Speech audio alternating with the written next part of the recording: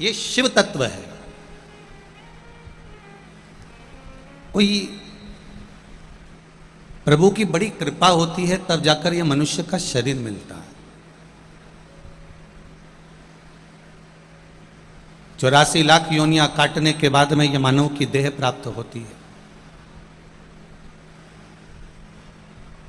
बहुत बड़ी कृपा समझिए भगवान की हुई तो यह मानव का शरीर मिला। बहुत बड़ी कृपा। ना जाने कितने कितने जन्म, कितनी कितनी योनियां हमने काटने के बाद यहां पहुंचे होंगे। बहुत बड़ी कृपा जब परमात्मा की होती है तब जाकर यह मानव की देह मिलती है। और उस मानव की देह प्राप्त करने के बाद भी ना जाने कोई पूर्व के 71 पीढ़ी के कोई पुण्य हमारे प्रबल हो पाते हैं, तब जाकर शिव महापुराण की कथा में हम पहुंच पाते हैं। होगी दुकान, व्यापार आपका भी है, दुकान आपकी भी है, धंधा पानी, नौकरी, सर्विस, सब कुछ है, सब है। पर अपने परिवार वालों को एक बात जरूर कहना कि मानव की देह मिल जाना यह प्रभु की कृपा है, मानव की देह प्राप्त कर लेना यह भगवान की कृपा है। पर उस मानव की देह को प्राप्त करने के बाद अगर कहीं शंकर की भक्ति करने का मौका मिल जाए, कहीं शिव महापुराण की कथा श्रवण करने का मौका मिल जाए, कहीं शंकर का अनुमोदन करने का मौका मिल जाए, कहीं शिव तत्व को जानने का मौका मिल जाए, कहीं एक लोटा जल भगवान शंकर को चढ़ाने का मौका मिल जाए, तो समझ लेना उस परमात्मा ने आपको उसके लिए चुनकर रखा है कि ये मेरी भक्ति में रमा रहे, ये मेरी भक्ति में संजोया रहे।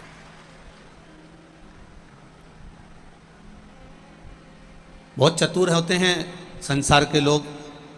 आप लोगों ने देखा होगा कि जो बच्चे होते हैं ना, छोटे छोटे, वो बच्चे साथ में खेल रहे होते हैं और उनके पास में कोई सामग्री होती है तो वो माँ बच्चे से कहती चल इसको भी दे, ये नाना के भी दे, ये वीरा के भी दे, ये भूरिया के भी दे, दे इसको, दे निकाल, तेरे पास में जेब में जो सामान ही रखी, दे इसको भी दे, इसको दे।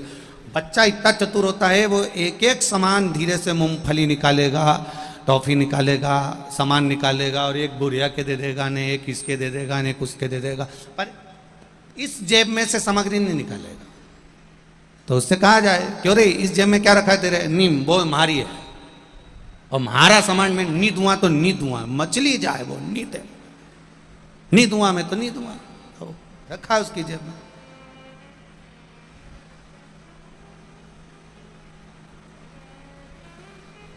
पर वही बच्चा एक जेब की सामग्री सबको दे दिया और एक जेब की सामग्री नहीं दे रहा, और इतने में माँ कह दे, इतने में उसके पिताजी कह दें ला इधर आ छोरा, इधर आ, ला मारे दी दो, और छोरे ने जेब में से निकाल के तुरंत अपने पिताजी के, अपनी माताजी के वो सामग्री जो भी उसके जेब में होगी, टॉफी वगैरह सामान, उसने अपने पापा मम्मी को, अपने पिताजी ने, बाबूजी को ने, माताजी को दे।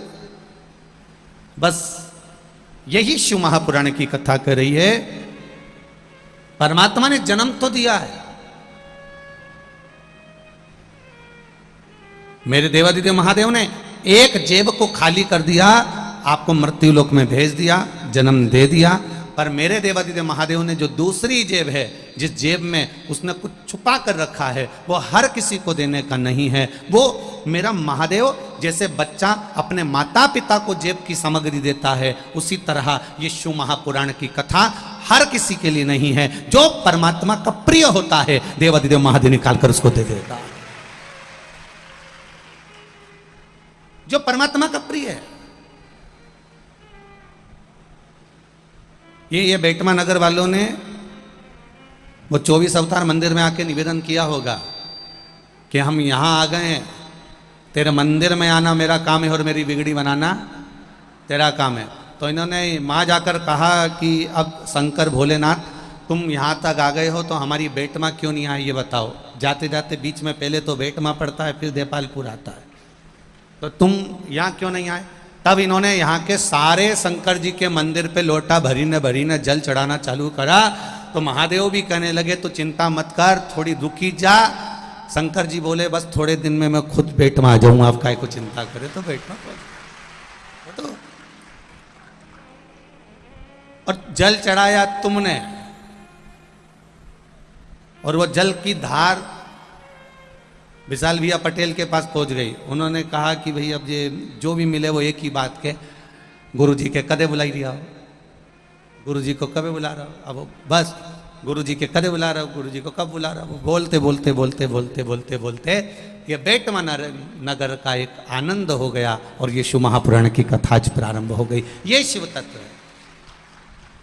मैंने तेरे ही भरोसे ओ बाबा, तेरे ही भरोसे हवा बिच उड़ती जावांगी, बाबा डोर हत्तो छड़ी नाम कटी जावांगी, भोले मैं तेरी पतंग, शंभू मैं तेरी पतंग, हवा बिच उड़ती जावांगी, बाबा डोर हत्तो छड़ी नाम कटी जावांगी, भोले मैं तेरी शंभो मैं तेरी।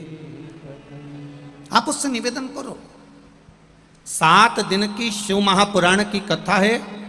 प्रतिदिन जितनी देर आप बाबा की कथा में बैठो, जितने क्षण आप परमात्मा की कथा में बैठो, जितनी देर आप भगवान शंकर के अनुमोदन में बैठो, आप जितनी देर भगवान की भक्ति में बैठो, उतनी देर तक तुम्हारा चित्त, तुम्हारा मन, तुम्हारी दृष्टि, तुम्हारे विचार मेरे देवादिदेव महादेव के चरणों में होना चाहिए। बाकी की जगह कहीं नहीं, एक जगह परमात्मा के चरणों में हो जाए बस।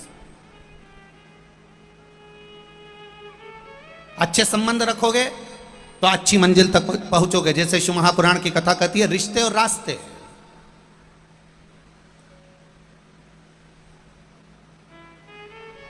रिश्ते और रास्ते अगर अच्छे हैं तो अच्छी जगह पहुंच जाओगे। आपके रिश्ते अगर अच्छे हैं, आपके संबंध अगर अच्छे हैं, तो आप अच्छी जगह पहुंच सकते हो। बहुत बड़े अधिकारी से मिलना है, बहुत बड़े मिनिस्टर से मिलना है, बहुत बड़े व्यक्ति से मिलना है, तो फिर आपको बहुत बड़े व्यक्ति से मिलने के लिए किसी अच्छे रिश्तेदार से पूछना पड़ता, साहब तुम्हारी माँ पहचान है क्या? हाँ साहब। तुम्हारी माँ पहचान है क्या? हाँ साहब। तो उन्होंने उससे मिले, फिर उससे मिले, फिर उससे मिले, एक दूसरे से मिलते मिलते मिलते मिलते मिलते मिलते तुम्हारे रिश्ते अच्छे थे, तुम्हारे संबंध अच्छे थे, तुम्हारी रिश्तेदारी अच्छी थी, रिश्ते अच्छे थे, इसलिए तुम सही जगह तक पहुंच गए और उससे मिल लिए। उसी तरह रिश्ते और रास्ते भी अगर सही होते हैं तो चलते जाओ चलते जाओ चलते जाओ चलते जाओ चलते जाओ, एक ना एक दिन तुम महाकाल के दरवाजे तक पहुंच ही जाते हो। ये निश्चितता है। सही संबंध अगर आपके हैं, सही जगह पर आप चल रहे हो, तो सही जगह पर पहुंचोगे। इस तपती हुई गर्मी में, चिलचिलाती हुई धूप में आप सब इतनी दूर दूर से कथा श्रवण करने के लिए आए हो। चिलचिलाती गर्मी में, तपती हुई धूप में आप यहां पर पहुंचे हो। दोपहर में 1 बजे से 4 बजे तक कथा है बेटमा नगर में, इस मंदिर प्रांगण के अंतर्गत हो रही है। आप 1 बजे कथा है तो आप लगभग 9 बजे, 8 बजे, 7 बजे, 6 बजे यहाँ पहुंचकर 10 बजे पहुंचकर 11 बजे पहुंचकर जगह संभाले होगे। जरा विचार करिएगा, आपकी तप साधना कितनी विचित्र है। आप कितने तपस्वी होंगे, आप कितने साधक होंगे, आप कितने उपासक होंगे, आपकी तप साधना कितनी प्रबल होगी। 3 घंटे की मात्र कथा को श्रवण करने के लिए आप कितना समय तक, 2 घंटा पहले, 2 घंटा बाद, 5, 6 घंटा, 7 घंटा आप भगवान को दे रहे हो इस कलिकाल में, इस कलियुग में।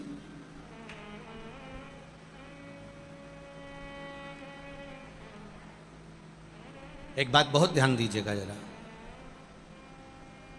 बुलाने वाला और भेजने वाला, जम के बोलो, 2 कौन कौन से हैं? एक बुलाने वाले और एक भेजने वाले। एक बुलाने वाले के सामने और एक भेजने वाले के सामने व्यक्ति को अवश्य जाना पड़ता है, जरूर पहुंचना पड़ता है। जैसे आपके यहां किसी ने पत्र भेजा, किसी ने शादी की पत्रिका दी, अभी शादियों का सीजन चल रहा था, किसी ने शादी की पत्रिका भेजी और वो तुम्हारे यहाँ निमंत्रण देना, साहब आना पड़ेगा, तुम्हें हमारे यहाँ पहुंचना पड़ेगा, साहब शादी है, न इंदौर में ये जगह पे हो रही है, न देपालपुर में यहाँ हो रही, न बेटमा में यहाँ हो रही, न यहाँ पर ये शादी हो रही है, तुम्हें तो आना पड़ेगा। मतलब वो बुलाने आया है तो तुम्हें शादी में जाना पड़ेगा। अब शादी में गए हो तो तुम क्या करने के लिए गए हो? गुलाब जामुन खाने के लिए कि खोबरा बाग? अब शादी में गए हो तो गुलाब जामुन भी खाओगा, खोपरा पाक भी खाओगे, और जो पेरावनी में कपड़ा मिलेगा वो पहन के भी आओगे। पर उससे ज्यादा जरूरी है कि जिसने तुम्हें शादी में बुलाया, एक बार उससे तो बोलो, बोलो जम के बोलो, हाँ अच्छी जम के बोलो रे बेटमा वालो, उससे तो एक बार मिलना पड़ेगा, उससे एक बार जरूर मिलना पड़ेगा, निश्चित है। अभी अभी बेटमा वालों को कोई आवाज की गोली दी गई है क्या कि कथा चले नहीं जब तक तुम एक भी मत बोल जो, नहीं तो बेटमा की जीजी होन, ये महाराज जीजा होन के चुप कर दे। इतनी भारी बेटमा, पहले हम कथा करने आए थे जब तो छोटे छोटे थे, जब तो ऐसी बोलती राम जी, तो हमको तो आश्चर्य हो रहा है तुमको चुप देखकर, हमें डिप्रेशन हो जाएगा कि इतनी चुप तुम लोग रहोगे तो हमको चिंता पड़ जाएगी कि तुम चुप क्यों हो। हर हर महादेव। अब जिसने तुमको शादी में बुलाया उसके सामने तुम्हें जाना पड़ेगा। एक बुलाने वाले के सामने जाना पड़ेगा और एक भेजने वाले के सामने जाना पड़ेगा। इन दोनों के सामने जाना पड़ेगा। भले तुम गुलाब जामुन खा लो, खोपरा पाक खा लो, बूंदी खा लो, सेव खा लो, नुक्ती खा लो, छमक लड्डू खा लो, पानी पतासा खा लो, पर आखिरी में जिसने तुम्हें बुलाया है उसके पास जाकर खड़ी होगी, बोलोगी मासी मैं आ गई, बुआ जी मैं आ गई, काकी जी मैं पहुंच गई। उसके पास जाकर खड़े होगे, उससे मिलोगे, तब जाकर तुम आओगे। क्यों आओगे? क्योंकि तुम्हें उसके पास इसलिए जाना पड़ेगा क्योंकि उसने बुलाया है, बहुत निमंत्रण दिया है, तो फिर इसने बुलाया है, तो ये ऐसे मुझे वापस शादी में से जाने नहीं देगा। इतने में जिससे तुम मिलने गई ना मासी जी से, उन्हें तुरंत बैग खोल के ने इतना बड़ा डब्बा निकाला, बैग था, सामान भरा था, उन्हें निकाल के, नहीं जी भाई तुम्हें तो ये ले जाना पड़ेगा, नहीं हमें ये नहीं चाहिए, नहीं हम तो शादी में आए थे, नहीं तुम तो हमारे रिश्तेदार में, तुम्हें ले जाना पड़ेगा। जिसने बुलाया उससे मिलकर तुम्हें जाना पड़ेगा, उसके सामने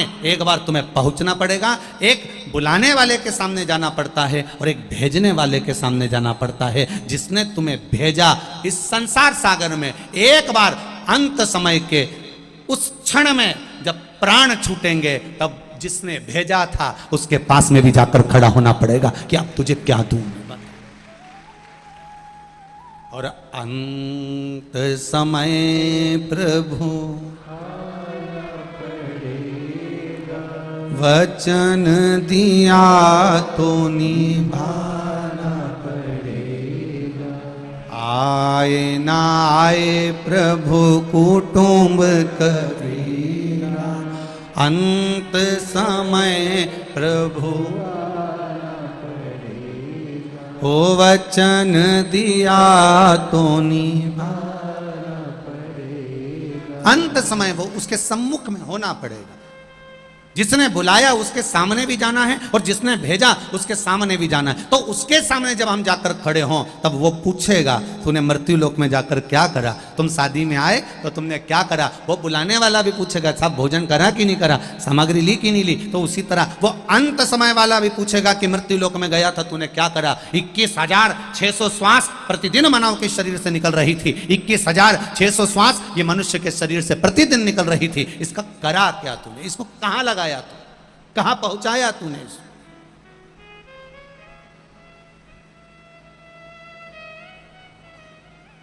एक पत्र आया है बड़ा सुंदर है, देखिए।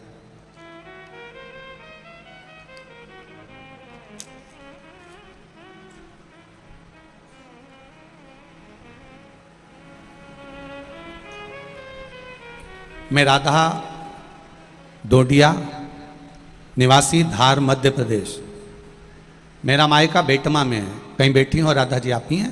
दोनों हाथ हिला दो एक बार। श्री शिवाय नमस्तुभ्यम। मैं राधा डोडिया निवासी धार मध्य प्रदेश, मेरा मायका बेटमा में है। मेरे पिताजी की तबीयत अचानक वैक्सीन लगने से रात में खराब हो गई, जिससे वो रात में फिर गिर गए, फिर वह बेहोश हो गए और उनके गले में एक गांठ हो गई। गले में एक गांठ हो गई। एक लोटे जल का क्या बखान करूं और पशुपति व्रत का मैं क्या वर्णन करूं गुरुदेव। डॉक्टर को दिखाया तो कहा कि इनको ले जाओ, कुछ ना कुछ इनको तकलीफ है, बड़ी बीमारी के योग हैं। डॉक्टर को दिखाया तो उन्होंने कहा इसको बड़ी बीमारी हो सकती है, जांच होगी। जब गले में गांठ पड़ गई तब जांच के लिए लेकर गए। बाबा देवादिदेव महादेव से प्रार्थना करी कि ऐसी कोई कृपा करिए दादा कि ये ठीक हो जाए। डॉक्टर को दिखाया तो बताया कि फेफड़े में गठान हो गई है, वो फेफड़े की गठान है, इसका ऑपरेशन भी नहीं हो सकता, बड़ा कठिन काम है। बाबा से निवेदन करे, वापिस आए, शिव जी को जल चढ़ाते, जल देते, बाबा की कृपा से धीरे धीरे धीरे धीरे आराम लगना प्रारंभ हुआ। फिर बड़ौदा गए, बड़ौदा में जाकर डॉक्टर को दिखाया, इंदौर के डॉक्टर को दिखाया, उन्होंने कहा इसका ऑपरेशन बड़ौदा में हो सकता है। गुरुदेव शिव कृपा थी, बाबा की कृपा से ऑपरेशन की तारीख भी आई, ऑपरेशन भी कराया। ऑपरेशन होने के कुछ समय के बाद में फिर वापिस उनको तकलीफ हो गई और छाला पड़ गया। छाला पड़ा, छाला पड़ने के बाद डॉक्टर ने बोला कि इनको कीमो देना पड़ेगा। धीरे धीरे धीरे धीरे शरीर काम करना शिथिल हो गया, चलते चलते गिर जाते, पड़ जाते, बहुत तकलीफ में हो गए। डॉक्टर ने कहा अब सिकाई होगी, सिकाई करते कई लाख रुपए हमने लगा दिए धीरे धीरे, परंतु आराम कुछ नहीं लगा। तब किसी ने कहा, सोमवार की अष्टमी वाला प्रयोग हमने करना प्रारंभ करा और शिव जी पर लाल चंदन का प्रयोग कर कर शंकर भगवान को चढ़ाते, वही लेपन उनको लगाते और एक बेलपत्र देना चालू करा। बाबा की कृपा से आज बिल्कुल ठीक हैं, अब चल रहे हैं, फिर रहे हैं। ये शिव कृपा है, ये शंकर की उदारता। जिन डॉक्टरों ने कहा था कि अंतिम समय है, वही डॉक्टर कहते हैं अब इनका स्वास्थ्य ठीक है। ये शिव कृपा। बैठो बहन, श्री शिवाय नमस्तु। शिव तत्व इसी को कहते हैं। आप करो भरोसा उस पर। आप शिव की भक्ति कर रहे हैं, आप भगवान शंकर का गुणगान कर रहे हैं, आप शिव का स्मरण कर रहे हैं, आप शिव भक्ति में लगे हुए हैं, वो खाली नहीं छोड़े। तेरी कृपा बिना न हिले एक भी अणु, लेते हैं श्वास तेरी कृपा से तनु। हे गंगधार मुक्ति द्वार ओमकार भोले, आयो शरण तिहारी शंभु तार। बखान क्या करूं मैं राखों के ढेर का, चपटी बबूत में खजाना कुबेर। महाराज शिव की भक्ति करना उदारता। मेरे महादेव को दिखावे से नहीं, मेरे महादेव को किसी लोभ से नहीं, मेरे महादेव को किसी आसक्ति से नहीं। शिव महापुराण की कथा कहती है महादेव को केवल अगर रिझाना है तो प्रेम के वश पर रिझाइए, सारी समस्या का हल। जम के जरा बोलो, एक लोटा जल, केवल एक लोटा जल, और उसमें कोई कीमत नहीं है, उसमें कोई धन, तुम्हारा वैभव नहीं लग रहा है, तुम्हारी सत्ता उसमें नहीं जा रही है, उसमें कोई तुम्हारा वैभव या तुम्हारा धन नहीं लग रहा, केवल दिल लग रहा है, केवल हृदय, केवल चित्त, केवल वृत्ति।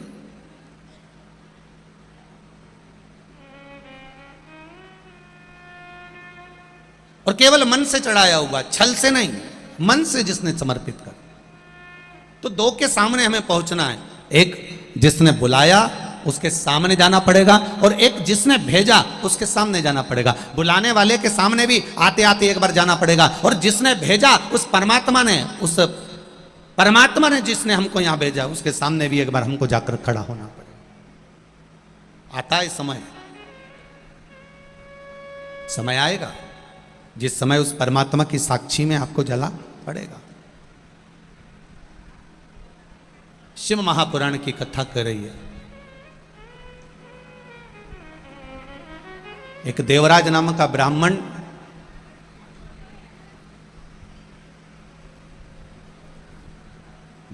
कुल में जन्म लिया, ब्राह्मण कुल में पैदा हुआ, ब्राह्मण के घर में जन्म लेने के बाद भी कभी भगवान की भक्ति नहीं कर पाया।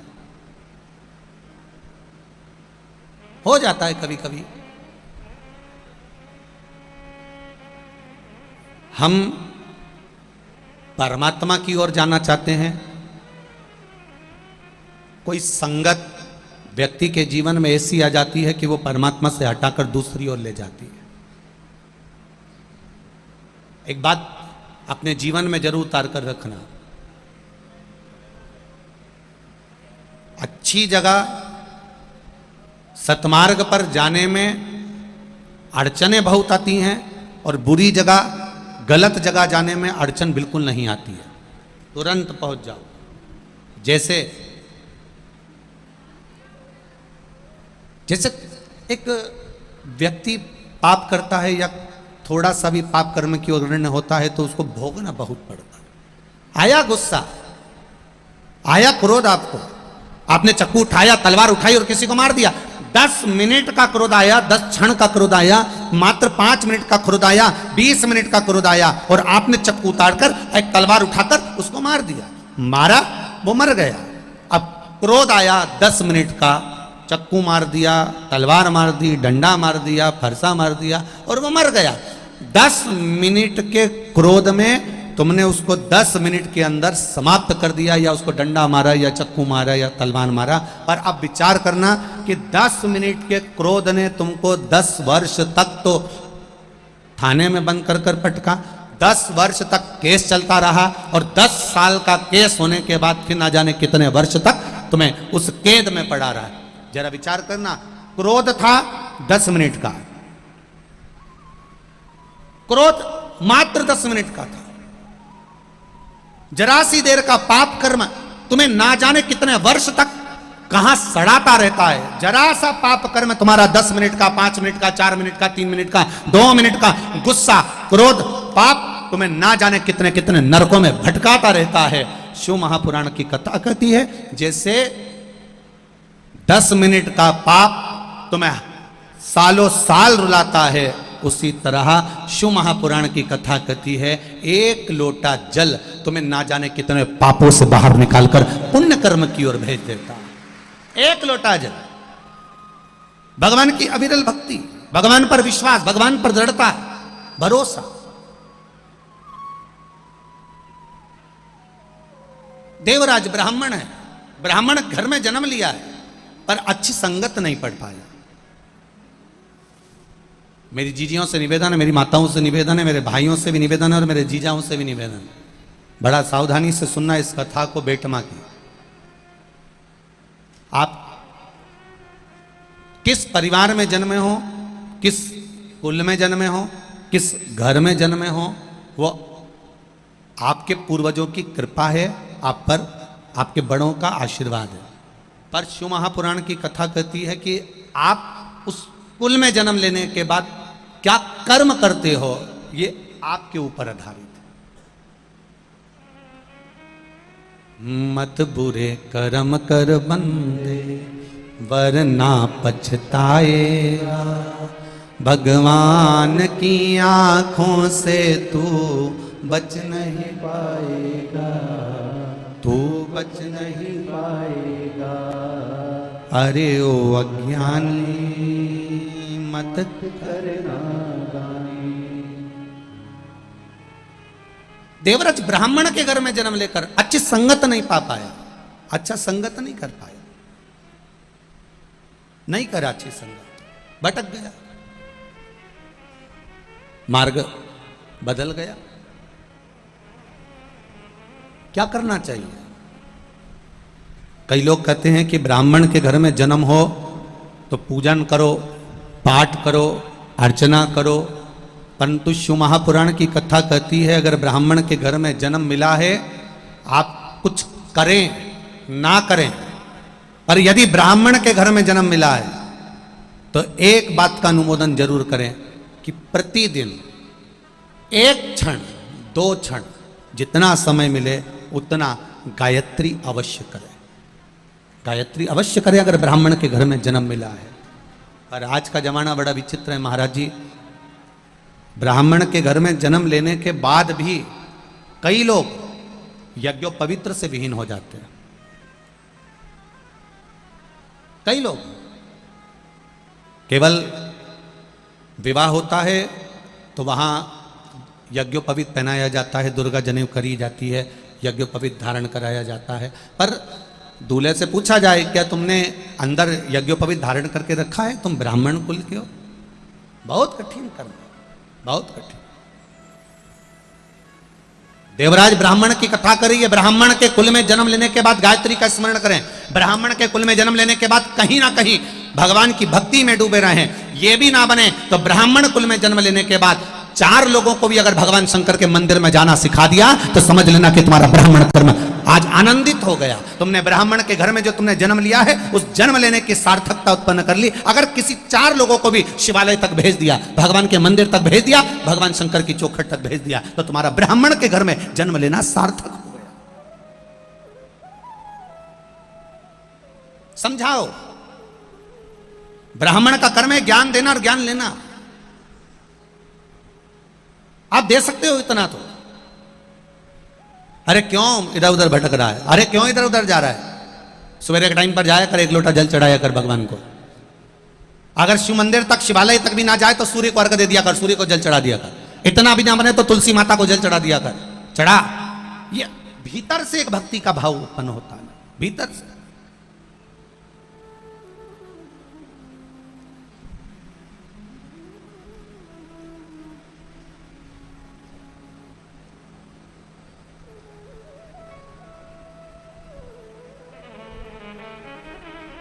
आज जब रात्रि को हम लोग आए और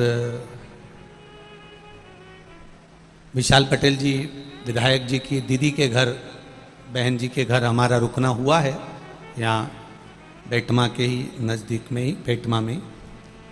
तो रात्रि को कोई पूछ रहा था कि गुरुदेव सनातन धर्म की निशानी कैसे पहचानी जा सकती है? तो हमने उनको एक ही बात कही कि देखो, सनातन धर्म की पहचान एक चीज से हो सकती है कि घर के एक बच्चे को भगवान के नहलाने का जल बर्तन में दे दो और उससे कह दो जा इसको डालिया। भगवान के नहाने का जो जल होगा, भगवान के स्नान का जो जल होगा, जिसको तारवान में लिया है, तांबे के पात्र में लिया है, थाली में लिया है, किसी बच्चे से कहोगे जा इसको डाल दे बाहर। सनातन धर्म की पहचान होती है कि बच्चा भगवान के स्नान का जल ले जाकर सीधे तुलसी जी के क्यारे में डाल देता है और उसी बच्चे से कपड़े के धोए हुए पानी को बाल्टी में भर कर दे दो या जग में भर कर दे दो और उससे कह दो कि यह कपड़े का पानी है, जा डाल कर जा। वो बच्चा उस पानी को तुलसी जी में नहीं डालेगा, रोड पर या नाली में या गटर में फेंक कर आएगा। इससे हमारी पहचान है। छोटे से छोटा बच्चा, बहुत छोटा बच्चा भी इतना जानता है कि ये जल तुलसी जी में डालना है। छोटे से छोटा बच्चा जानता है कि ये जल को मुझे पवित्र जगह पर डालना है क्योंकि भगवान के स्नान का है। और छोटे से छोटा बच्चा जानता है कि ये कपड़े धोने का जल है, इसको मुझे तुलसी के क्यारे में नहीं डालना।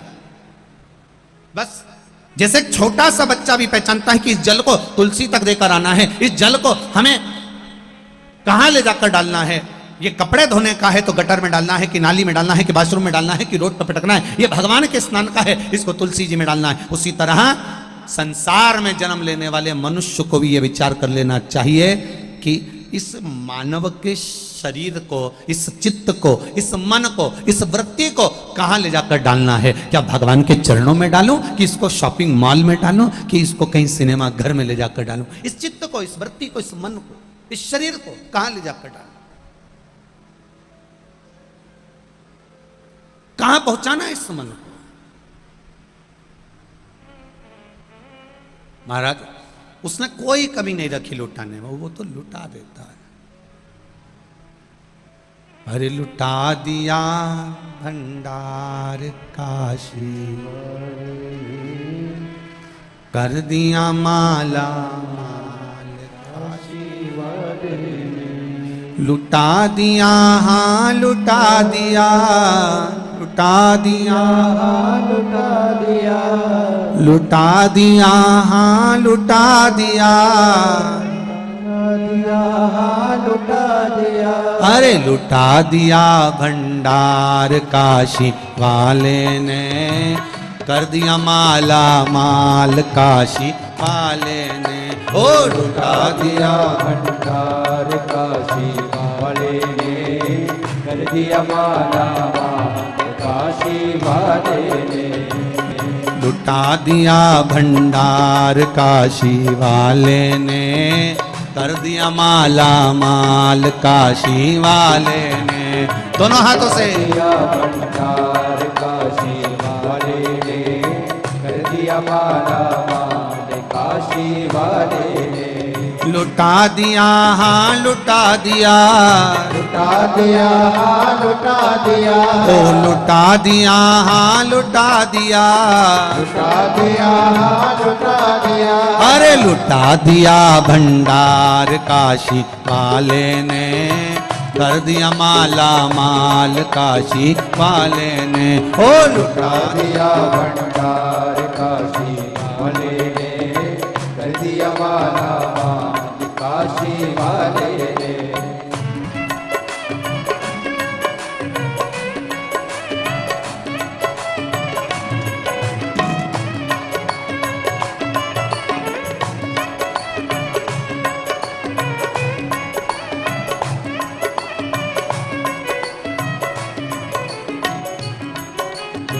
तुझे भावना लाया, वे सारी बल हो पाया।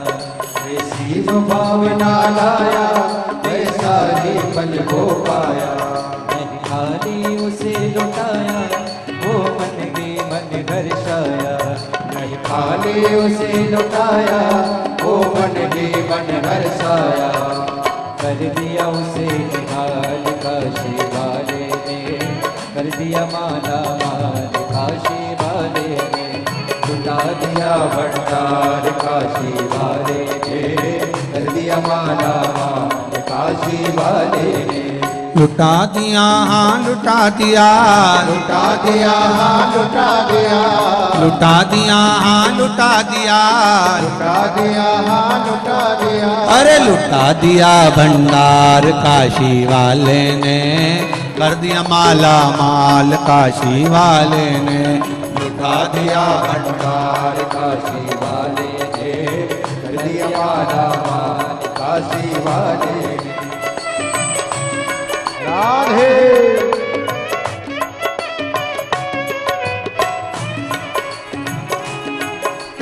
लगन लगाया सची है उसकी नावनाथ की। जो लगन लगाया सची है उसकी नावनाथ की।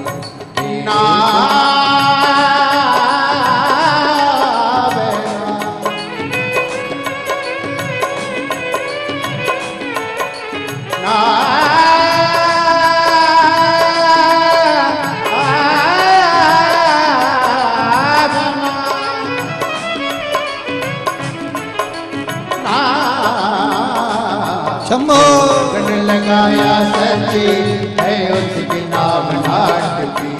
जो लगन लगाया सच्ची है उसकी नावनाट की। जो लगन लगाया सच्ची है उसकी नावनाट की। लगाया सच्ची है उसकी नावनाट की।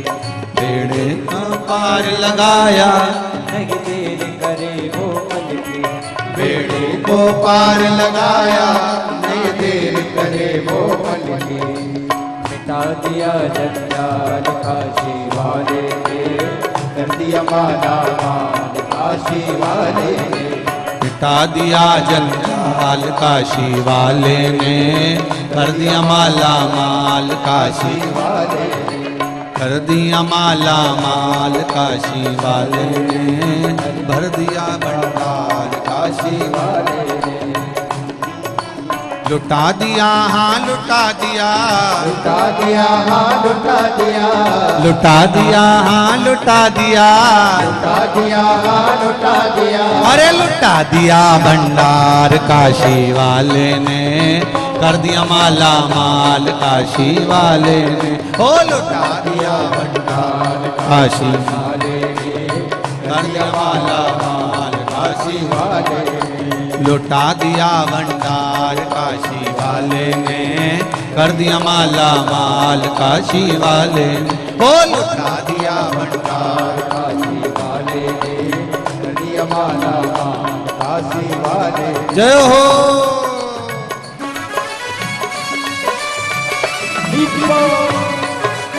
राधे।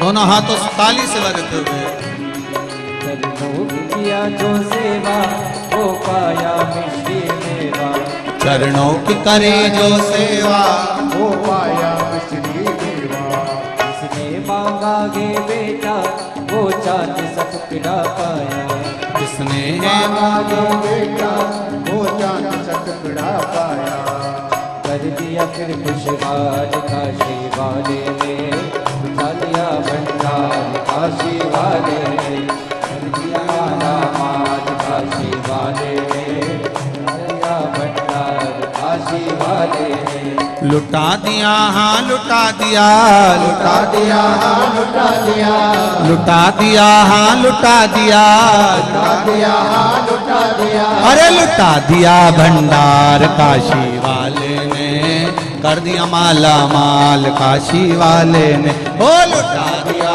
भंडार काशी वाले ने, कर दिया माला माल काशी वाले ने, ओ लुटा दिया भंडार काशी वाले ने, कर दिया माला माल काशी वाले ने, ओ लुटा दिया भंडार काशी वाले ने, कर दिया माला माल काशी वाले ने, ओ लुटा दिया हाँ लुटा दिया, लुटा दिया हाँ लुटा दिया, लुटा दिया हाँ लुटा दिया, लुटा दिया हाँ लुटा दिया, अरे लुटा दिया भंडार काशी वाले ने, कर दिया माला माल काशी वाले ने, ओ लुटा दिया भंडार काशी वाले ने, कर दिया माला माल काशी वाले ने, ओ लुटा दिया भंडार काशी वाले ने, कर दिया माला माल काशी वाले ने, लुटा दिया भंडार काशी वाले ने, कर दिया माला माल काशी वाले ने, ओ लुटा दिया भंडार काशी वाले ने, कर दिया माला माल काशी वाले ने, ओ लुटा दिया भंडार काशी वाले ने, कर दिया माला माल हार हार अपने स्थान पर बैठकर भगवान देवादिदेव महादेव से अपने हृदय की बात दिल से, मन से, चित्त से, वृत्ति से, भाव से कहिए। अपने हृदय से बाबा देवादिदेव महादेव से प्रार्थना करो, हे बाबा आपकी ये शिव महापुराण के सम्मुख में बैठकर हमें अपने हृदय की बात कहने का सौभाग्य प्राप्त हुआ। दिल से कहिए, भाव से कहिए, आनंद से कहिए। शिव महापुराण के मूल मंत्र का स्मरण करते हुए भगवान देवादिदेव महादेव से प्रार्थना करें। श्री शिवाय नमस्तु, श्री शिवाय नमस्तु, श्री शिवाय नमस्तु, श्री शिवाय नमस्तु, श्री शिवाय नमस्तु, श्री शिवाय नमस्तु। भोला सब दुख काटो ओ भोला सब दुख काटो शिव शंकर जपूं तेरी माला, भोले बाबा जपूं तेरी माला, भोला सब दुख काटो माला। ओ भोला सब दुख काटो मारा, वेश है मंगल मंगलकारी, वेश है मंगल मंगलकारी, शमशान वासी हमारा, शमशान वासी हमारा, भोला सब दुख काटो मारा, ओ भोला सब दुख काटो। भगवान शिव की कथा कर, जन्म मिले अगर अच्छा, गला पकड़ रहा, अगर जन्म अच्छा मिला, अच्छे कुल में मिला, अच्छे घर में मिला, अच्छे परिवार में मिला, देवराज नामक का ब्राह्मण कुल में जन्म लेने के बाद भी अपने मार्ग से भटक रहा, अपने मार्ग से भटक। शिव कथा कर रही है, भगवान शंकर का संवाद कर रहा है, शिव महापुराण की कथा कर रही है। संगत गलत हो गई, भटक गया। एक बात सुनना जरा ध्यान से, जिस बेटे के लिए आपने पूरी जिंदगी लगा दी, जिस पुत्र के लिए आपने मकान बना दिया, जमीन बना दी, जायदाद बना दी, घर बना दिया, प्रॉपर्टी बना दी, कॉलोनी में मकान ले लिया, प्लाट बना दिया, थोड़ा बेटमा की माताओं और जितने लोग आस्था चैनल पर कथा सुन रहे हैं, जितने लोग फेसबुक यूट्यूब पर कथा सुन रहे हैं, जरा ध्यान लगाकर सुन। जिस पुत्र के लिए आपने कॉलोनी में मकान लिया, जिस पुत्र के लिए आपने प्लाट लिया, जिस पुत्र के लिए आपने दुकान को 4 चांद लगा दिए, शिव महापुराण की कथा कहती है अगर वही पुत्र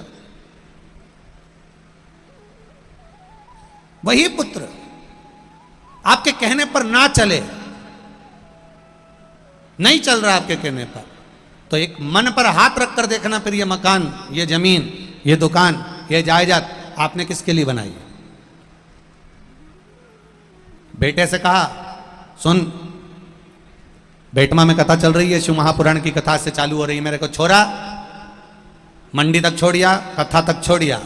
छोरा बोले मैं नहीं जाऊं, मेरे को काम है, और मालूम पड़े दोस्तों के साथ जाए और मॉल घूमता रहे या कहीं सिनेमा घर पहुंच जाए, और माँ बुजुर्ग बूढ़ा व्यक्ति कह रहा है मुझे कथा तक जाना, मुझे सत्संग तक जाना, और नहीं छोड़ा। विचार करना जरा, ध्यान लगाकर जरा विचार करिएगा, फिर आपने किसके लिए कमाया। इसीलिए शिव महापुराण की कथा कहती है दुकान पर जाओ, व्यापार पर जाओ, नौकरी पर जाओ, मना नहीं है।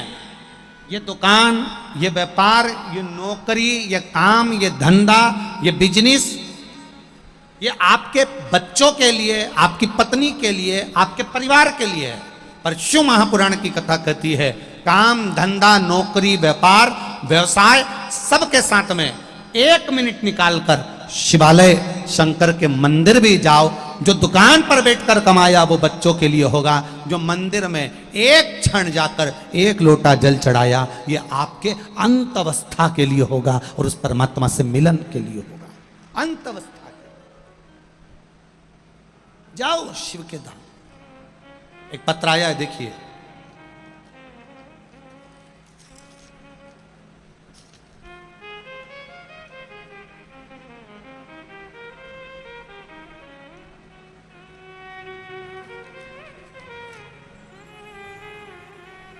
दीपिका ब्रजेश राजपूत, सागौर, धार जिला मध्य प्रदेश से हैं। कहीं बैठी हो तो हाथ हिलाइएगा, जहाँ कहीं भी बैठी हो तो हाथ हिलाइएगा। दीपिका ब्रजेश राजपूत, सागौर, धार जिला मध्य प्रदेश। कहीं बैठे हो तो दोनों हाथ हिला दो ऐसा, ठीक ठीक, दिख गए दोनों हाथ, ऐसा हिला दो दोनों हाथ। श्री शिवाय नमस्तुभ्यं। मेरा नाम दीपिका ब्रजेश राजपूत है, सागौर जिला धार मध्य प्रदेश से हूँ। मेरा भाई 7 सालों से सरकारी नौकरी की परीक्षाओं की तैयारी कर रहा था।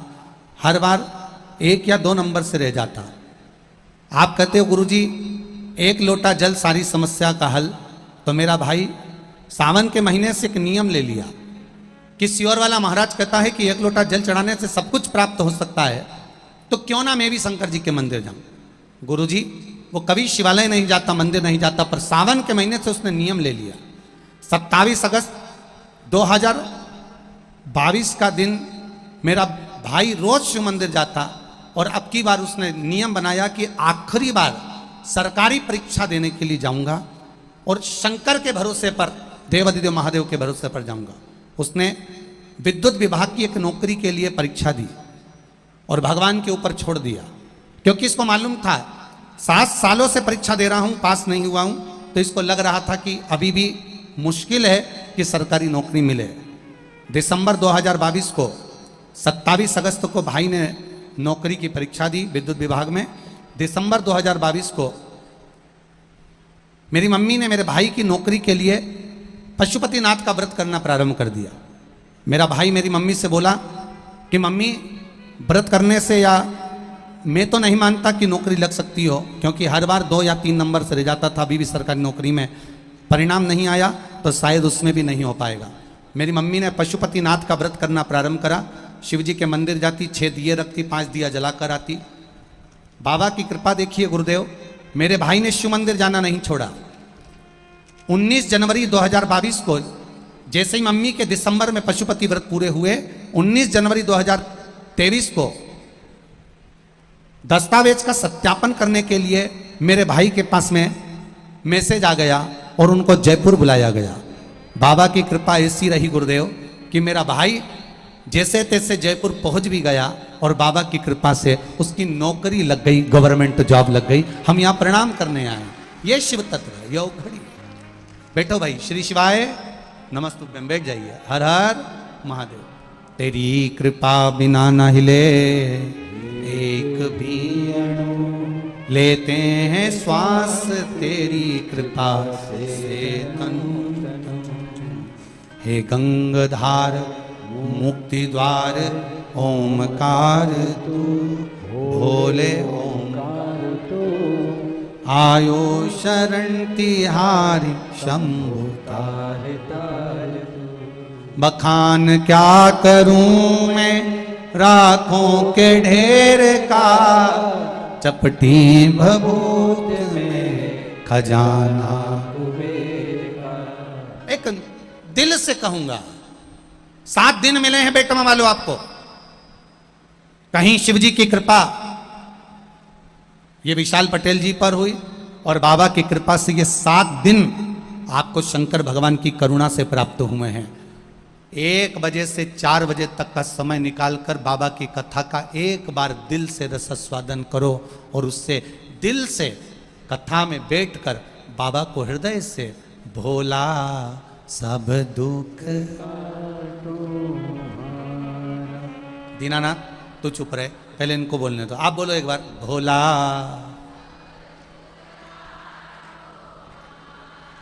शिव शंकर भोले बाबा जपूं तेरी माला, भोला सब दुख काटो। दिल से कहो उसको, हृदय से कहो उसको, मन से कहो उसको, चित्त से कहो उसको, वो सुनेगा। भोला सब दुख काटो। श्रवण करता है वो। आपने जब दिल से कहा, आपने दिल से पुकारा, वो सुनेगा।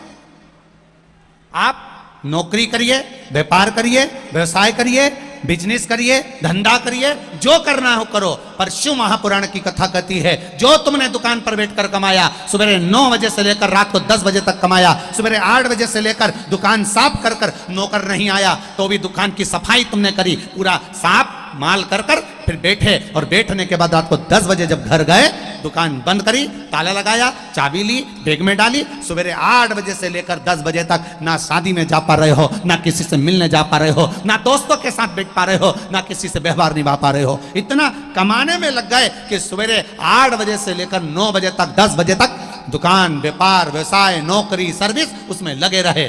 पर निवेदन है, जो तुमने दुकान पर बैठकर कमाया, व्यापार में कमाया, नौकरी में कमाया, सर्विस में कमाया, ये अपने बीवी, बच्चे, परिवार के लिए कमाया। पर शंकर जी के मंदिर में 1 मिनट जाने का एक नियम बना लो। जब तुम शिव के मंदिर में जाओगे, 1 लोटा जल चढ़ाओगे, तो वो जल तुम्हें शंकर के मंदिर में शिव जी के लिए नहीं चढ़ा रहे हो। वो 1 मिनट जो तुमने शंकर भगवान को दिया है, अंत समय में वो 1 मिनट मेरा भोलेनाथ भी आपको देगा जरूर। ये निश्चित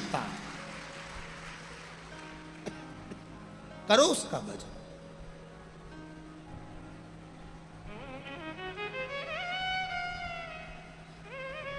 तेरे दरबार की बाबा निराली शान देखी है,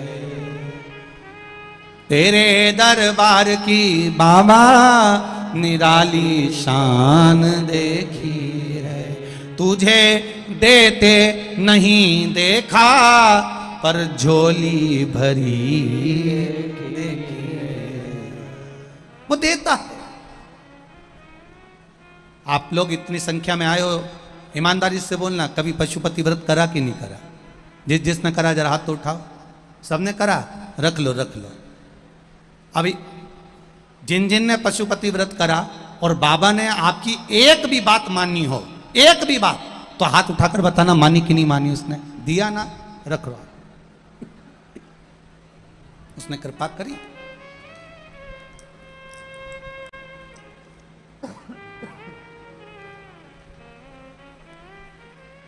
सुनता है, आप दिल से कहें वो दिल से सुनेगा। देवराज सत्संग नहीं कर पाया, ब्राह्मण के घर में जन्म लेने वाला वो देवराज भगवान की भक्ति नहीं कर पाया। ब्राह्मण के घर में जन्म लेने वाला वो देवराज भगवान के भजन से दूर हो गया, भगवान की भक्ति से दूर हो गया, भगवान के भजन से दूर हो गया, भगवान के स्मरण से दूर हो गया, भजन सत्संग से दूर हो गया, संकीर्तन से दूर हो गया। केवल व्यर्थ काम करता, केवल व्यर्थ का कार्य। करो भजन। चोरी करने गया और चोरी का धन साथ में, उस चोरी के धन को लेकर शिव मंदिर में प्रवेश कर गया। अब शिव महापुराण कितनी बड़ी बात कर रही है कि किसी की लगी हुई पूजा की थाली भी रखी हुई है ना, जरा समझना बेटमा की जीजिए, किसी की रखी हुई पूजा की थाली भी रखी है ना, और तुम्हारी थाली में अगर कोई सामान नहीं है, तुम्हारी थाली में अगर कोई चीज नहीं है, तो कोई बात नहीं, बाजू वाली की थाली में से सामग्री उठाकर लेकर हमें भगवान शंकर को नहीं चढ़ाना। समझना जरा इस बात को। हमको वो सामग्री बाजू वाली की थाली में से लेकर नहीं चढ़ाना है, हमें बाजू वाली की थाली में से लेकर उसको समर्पित नहीं करना। हमें भगवत भजन में, हमें भगवान की भक्ति में, अभी अविरल भक्ति में जो हमारे पास में है, जो हमारे पास में विराजमान, जो हमारे पास में है, हमें बस वही जो हमारे नजदीक में हो, जो हमारी थाली में लगा हो, जो हमारे पास में हो, जो हमारे थाली में रखा हुआ है, वो हमें देवाधिदेव महादेव को समर्पित करना है, जो हमारे पास में हो। शंभु शरणे पड़ी मांगू घड़ी रे, दुख काटो दया करी दर्शन आपको। शिव महापुराण की कथा कर रही है। पास वाली थाली में कोई वस्तु रखी, आप पीपल के वृक्ष की पूजन करने गए हो, आप तुलसी के पौधे की पूजन करने के लिए गए हो, आप बट वृक्ष की पूजन करने के लिए गए हो, आप आंवले की पूजन करने के लिए गए हो, या आप कोई भी पूजन करने के लिए गए हो, बाजू वाले की थाली में बहुत सारी सामग्री और आपकी थाली में कम है। शिव महापुराण की कथा कहती है आपकी थाली में जो रखा हुआ है, आपके पास में जो रखा हुआ है, आप उसको दिल से बाबा को समर्पित करो। आप उसको दिल से भगवान को समर्पित करो। आप उसको दिल से परमात्मा को दीजिए, दिल से भगवान को दीजिए। ये नहीं कि हमने पड़ोसी की थाली में से उठाकर फिर उसको चढ़ाना चालू कर दिया। ना ना ना ना। शिव महापुराण की कथा यहां तक कहती है कि बेलपत्री भी दूसरे की थाली में रखी है। बेलपत्री भी अगर दूसरे की थाली में रखी हुई है, शिव महापुराण की कथा यहां कर रही है, बेलपत्री दूसरे की थाली में रखी हुई है, दूसरे की थाली, और आपकी थाली में नहीं है, तो आप उसकी थाली में से ना लेकर महादेव पर अगर कोई बेलपत्री चढ़ी हुई है, उस बेलपत्री को महादेव से मांग कर लीजिए, धोइए और वापिस महादेव को चढ़ा दीजिए। वो बेलपत्र शंकर जी को शिव से लेकर चढ़ा दो, पर दूसरे की थाली में से उठाकर नहीं। दूसरे की थाली में से उठाकर नहीं, आप शिव जी से ले लीजिए, देवादिदेव महादेव से ले लीजिए और महादेव से लेकर महादेव को चढ़ा दीजिए। आप देवादिदेव महादेव से। अब एक बात और अच्छे से उतार लीजिए अपने जीवन में। बहुत बेटमा की कथा को आप लोगों को अपने जीवन में बहुत चीजें उतारना है, जिससे हमारे को, कई लोग कहते हैं हम शिव जी के मंदिर जाते हैं, हम शिवालय जाते हैं, हम शंकर जी की चौखट पर जाते हैं, हम जल चढ़ाने जाते हैं। हम कई लोग कहते हैं कि हम भी भगवान के मंदिर गए, हो सकता है इनका कार्य हुआ हमारा नहीं हुआ। उसका कारण क्या है? आपने भी पशुपति व्रत करे, पड़ोसन ने भी पशुपति व्रत करे, उसका कार्य हुआ और आपका नहीं हुआ। उसका कारण क्या है? मतलब कहीं ना कहीं हमारा विश्वास शिव जी के प्रति जागृत नहीं हो पाया, अटल नहीं हो पाया, दृढ़ नहीं हो पाया। और वो विश्वास अगर दृढ़ नहीं हो पाया तो भगवान मिले कैसे? आप आए नहीं और सुबह हो गई, मेरी पूजा की थाली धरी की। आप क्यों नहीं आए? मतलब विश्वास पक्का नहीं हो पाया।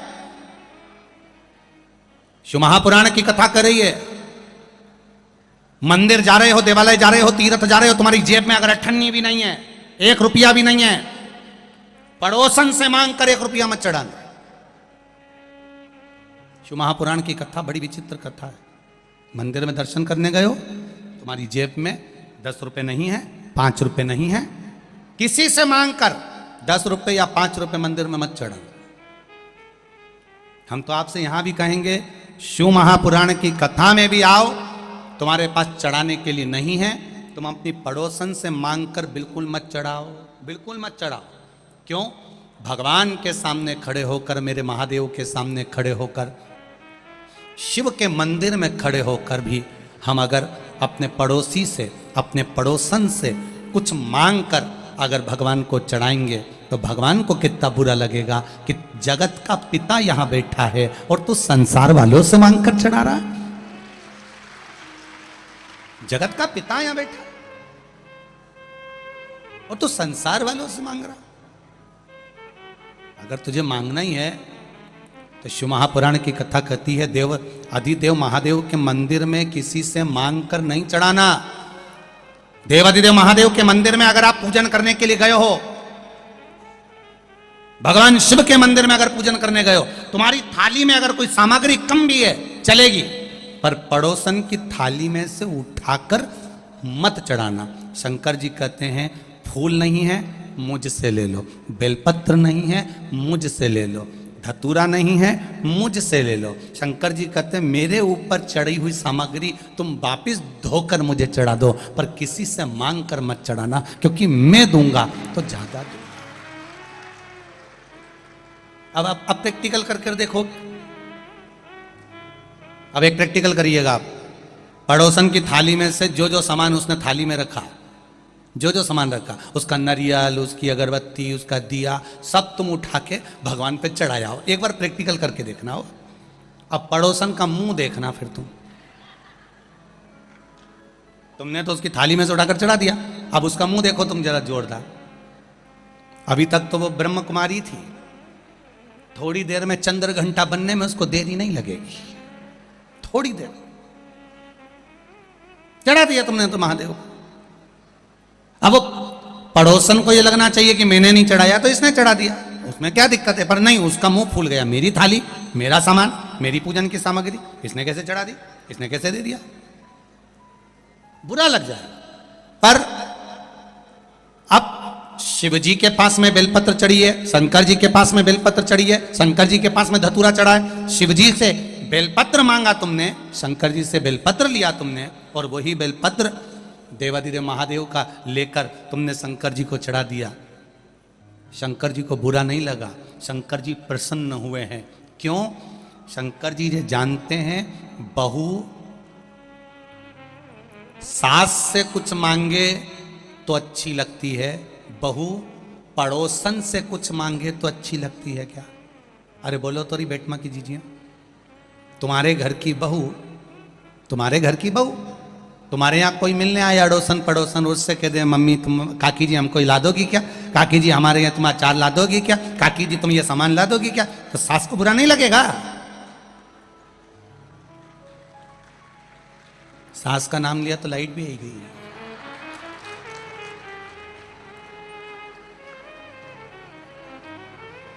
जरा विचार करिए आप, थोड़ा स्मरण करिएगा।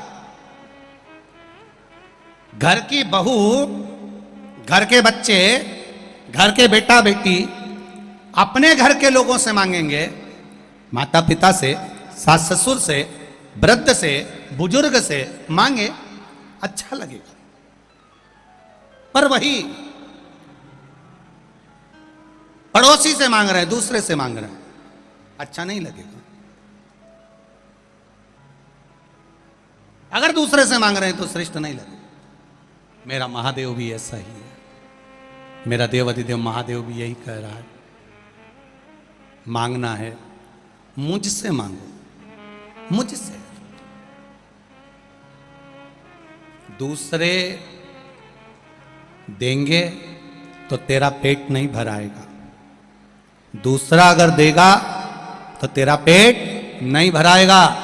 देवाधिदेव महादेव कहते हैं, अगर गोरापति शिव शंकर औघड़ी अगर देगा तो आधा चावल के दाने से जब वो संसार का पेट भर सकता है, त्रिशूल को मात्र हिलाने से पूरे ब्रह्मांड को हिला सकता है। तो शिव की कथा कर रही है, केवल उसकी दृष्टि पड़ते से ही तेरे पूरे कुटुंब का पेट भरा सकता है, केवल दृष्टि।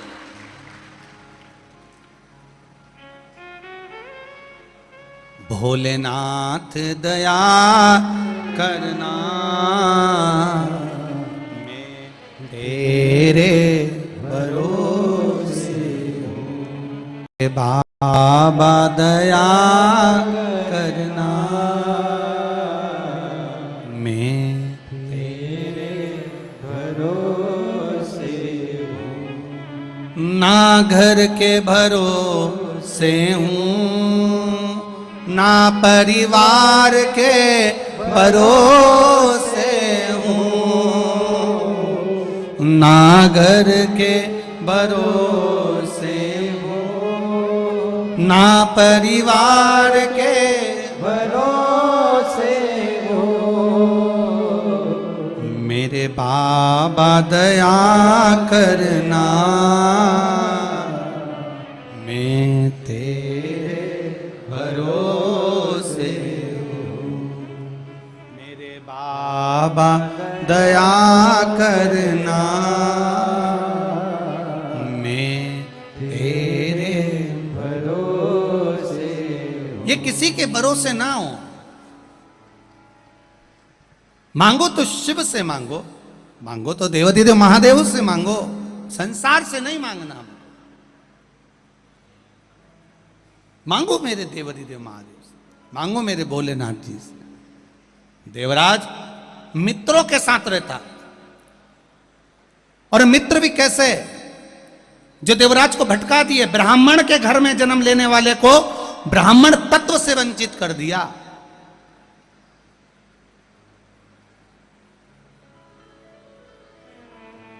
दूर कर दिया। चोरी का धन लाया, शिव मंदिर में पहुंच गया और चोरी का धन लाकर शंकर भगवान के मंदिर में पहुंचा। कथा हो रही थी, शरीर में ताप पड़ा, ठंड लगी, दुबक कर एक कोने में जाकर बैठ गए। एक कोने में जाकर बैठा, शरीर में ताप पड़ रहा है, कष्ट हो रहा है। शिव महापुराण की कथा कहती है कष्ट है शरीर में,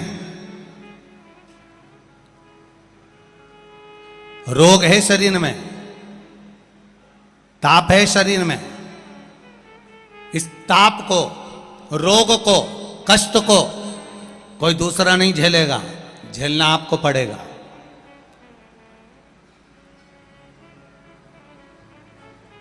झेलना आपको पड़ेगा। शिव महापुराण की कथा कहती है जब ताप आपको झेलना है, कष्ट आपको झेलना है, रोग आपको झेलना है, तो भजन भी, जम के बोलो जरा, जम के, आपको ही करना है। कोई दूसरा तुम्हारे हिस्से का भजन नहीं करेगा, कोई दूसरा नहीं करेगा, आपको ही करना है।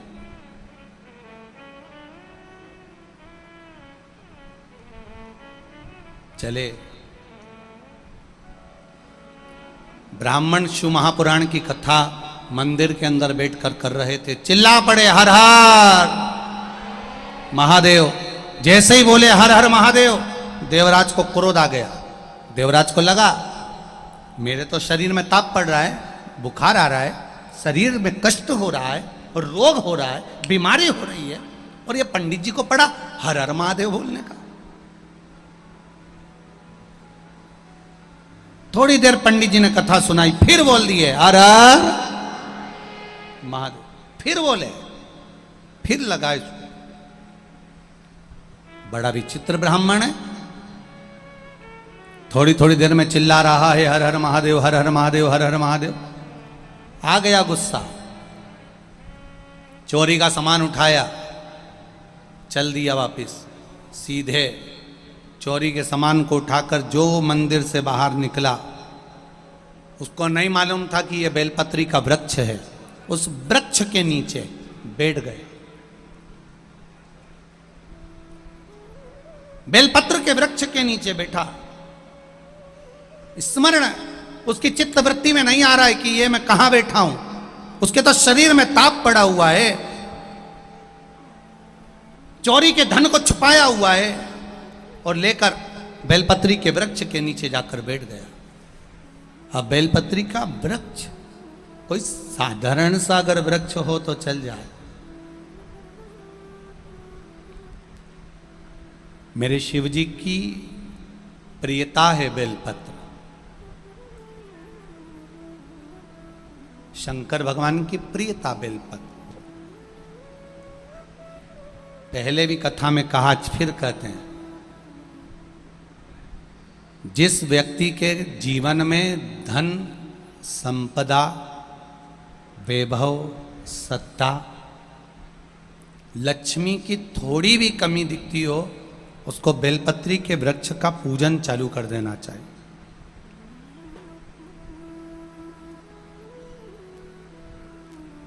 जाओ सोमवार के दिन बेलपत्र वृक्ष के नीचे जल चढ़ाकर, जल का सिंचन कर कर, उसी बेलपत्र के नीचे शाम के समय पर, संध्या काल में, प्रदोष काल में भगवान देवाधिदेव महादेव गौरी शंकर का स्मरण करो। बेलपत्र की जड़ की ओर, बेलपत्र की तना की ओर, बेलपत्र के वृक्ष की ओर तुम्हारा मुख हो।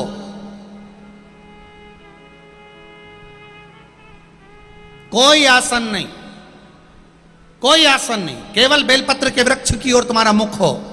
जहां बेलपत्री का वृक्ष है उसके नीचे बैठकर, उसकी छाया में, उसकी ओट में पंचाक्षर मंत्र नमः शिवाय, या फिर षडाक्षर मंत्र ओम नमः शिवाय, या फिर श्री शिवाय नमस्तुभ्यम, का स्मरण कर कर अपने हृदय की बात गौरी शंकर से, महादेव से कहे। शिव महापुराण की कथा कहती है 7 दिनों में एक दिन सोमवार का ऐसा होता है जिस दिन 33 कोटि देवी देवता बेलपत्री के वृक्ष के नीचे बैठकर भगवान शंकर और पार्वती का स्मरण करते हैं और शिव पार्वती उनकी झोलियां खुशियों से भरते हैं। देवता भी जिनका भजन कर रहे हैं वो बेलपत्री के वृक्ष के नीचे। लक्ष्मी, मां लक्ष्मी भी बेलपत्र के वृक्ष के नीचे निरंतर विराजमान होती है। और आप लोगों से एक निवेदन और करना चाहेंगे, ये मनुष्य का शरीर जब तक रहे, ये मानव की देह जब तक रहे, जिंदगी में एक बेलपत्री का वृक्ष अपने रहते रहते कहीं पर भी लगाना, उसको बड़ा करना, उसको बड़ा कर कर जैसे अपने बच्चे को बड़ा करते हो ऐसे लगाकर बड़ा कर कर महादेव से कहना कि मैंने अपनी जिंदगी में, मैं मर भी जाऊं, मेरे प्राण छूट भी जाएं, मेरे जाने के बाद मेरे घर के लोग एक लोटा जल चढ़ाएं ना चढ़ाएं, बेलपत्री चढ़ाएं ना चढ़ाएं, पर ये वृक्ष मैंने बेलपत्री का लगा दिया। अगर मैं मर भी गई तो मेरे मरने के बाद भी मेरे हाथ की बेलपत्र महादेव को चढ़ती रहेगी, महादेव को प्राप्त होती रहेगी। लगाओ, एक बेलपत्री के पौधे को छोटे से बड़ा करो, बड़े से बड़ा करो, बड़े से बड़ा करो, और बड़ा करने के बाद उसको कहीं तुम्हारी मर्जी पड़े जहां उस बेलपत्री के वृक्ष को लगाओ। चले भी गए तो तुम्हारे हाथ का लगा हुआ वो बेलपत्री का पौधा, तुम्हारे हाथ की वो बेलपत्र देवादिदेव महादेव को चढ़ती रहेगी। चले भी गए तो तुमने कोई प्याऊ बनवाया मंदिर में, नहीं बनवाया। तुमने कोई भोजनशाला चलाई मंदिर में, नहीं चलाई। तुमने कोई दीवार बनवाई मंदिर में, नहीं बनवाई। तुमने कोई प्राण प्रतिष्ठा करवाई मंदिर में, नहीं करवाई। तुमने कोई अच्छा कार्य करा जीवन में, करा कि नहीं करा पता नहीं, पर एक अच्छा कार्य कर कर जाना, अपने हाथ से एक बेलपत्री का पौधा, एक बेलपत्री का वृक्ष बड़ा कर कर लगा कर जाना, जिससे तुम्हारे जाने के बाद भी वो बेलपत्री महादेव को चढ़ती रहे, किसी शंकर भगवान के मंदिर में चढ़ती रहे। चढ़ेगी तो शिव पर ही चढ़ेगी, बेलपत्री और कहीं चढ़ती भी नहीं, और बेलपत्री कहीं काम आएगी भी नहीं, आएगी तो शिवालय में काम आएगी। और उस बेलपत्री की महत्वता को दुनिया के लोग जब जान जाते हैं तो शंकर जी के ऊपर चढ़ी हुई बेलपत्री एक भी बच नहीं पाती, वो लेकर घर चले जाते। आज के जमाने में एक माता बेलपत्री चढ़ाती है तो दूसरी इंतजार में पल्लू लेके खड़ी मिलती है, चढ़ा मैं उठा लूंगी, उठा। एक चढ़ा रही है तो एक उठाने के लिए तैयार बैठी है। बोलो री बेटवा वाली चीजें सही है कि गलत है? वो चढ़ा रही है और तुम इंतजार में बैठी हो। श्री शिवाय नमस्तुभ्यम, झाड़ू लगाती लगाती भी श्री शिवाय नमस्तुभ्यम, श्री शिवाय नमस्तुभ्यम, ये चढ़ाएगी मैं उठाऊंगी, श्री शिवाय नमस्तुभ्यम। और इसने बस बेलपत्री चढ़ा के पूजन वगैरह करी और पूजन कर कर इसने प्रणाम करा, श्री शिवाय नमस्तुभ्यम ये भी बोली, और बोलते से बस यूं घूमी, इतनी देर में तो गाया। अब जो घूमी उसने पलट कर देखा तो उसको लगा महादेव ने मेरी बेलपत्री स्वीकार कर ली। उसको क्या मालूम था बाजू में जगदम्बा खड़ी थी, ले गई। अब दुनिया के लोगों को मालूम पड़ गया कि बेलपत्री का एक पत्ते का महत्व क्या है, बेलपत्री के एक पत्ते का महत्व क्या है। एक बच्ची ने लिखा, 9 साल की बच्ची,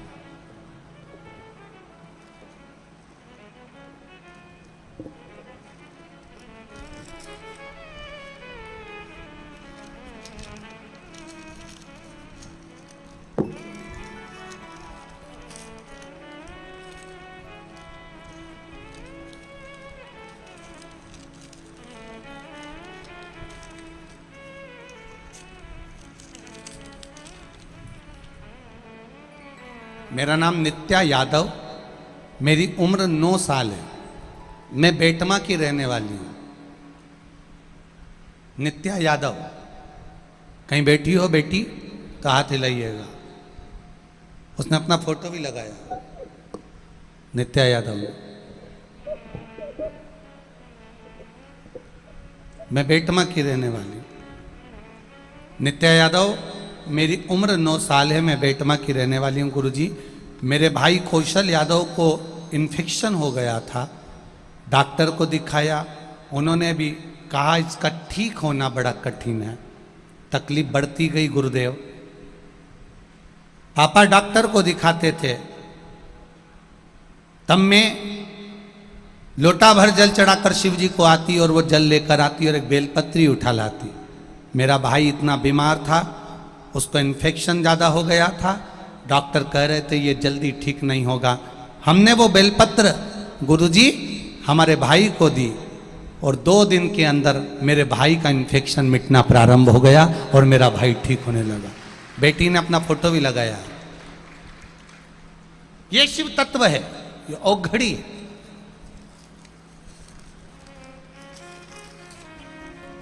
उस बेलपत्र के महत्व को जो जान गया,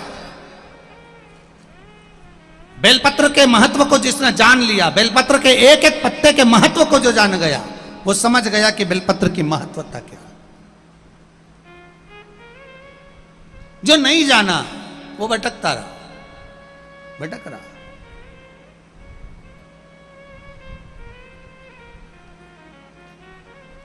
बेलपत्री के वृक्ष के नीचे देवराज बैठा है, उसको स्मरण नहीं है कि बेलपत्री का वृक्ष है। हम तो कहेंगे जैसे कल्प वृक्ष होता है,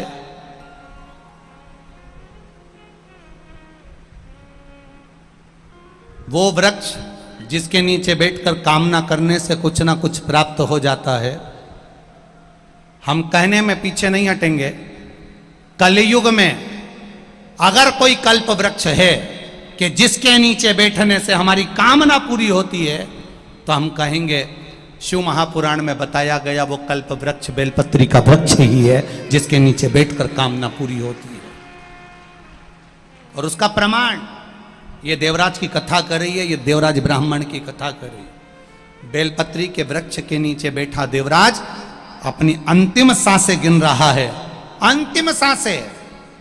और जब उसके प्राण बेलपत्री के वृक्ष के नीचे छूटे, शंकर भगवान नंदी लेकर आए, उस नंदी पर देवराज को बिठाया।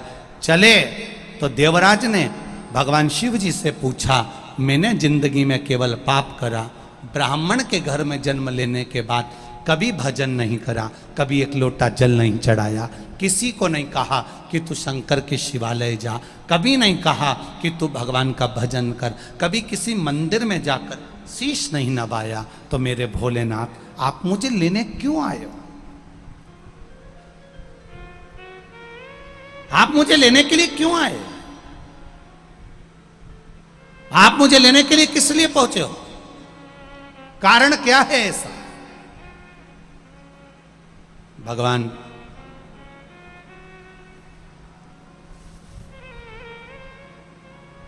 देवाधिदेव महादेव ने कहा, देवराज तेरे को लेने के लिए आने का केवल एक कारण है, क्योंकि तेरी जो माता है, तेरी माता ने प्रतिदिन शिवालय में जाकर एक लोटा जल चढ़ाया था।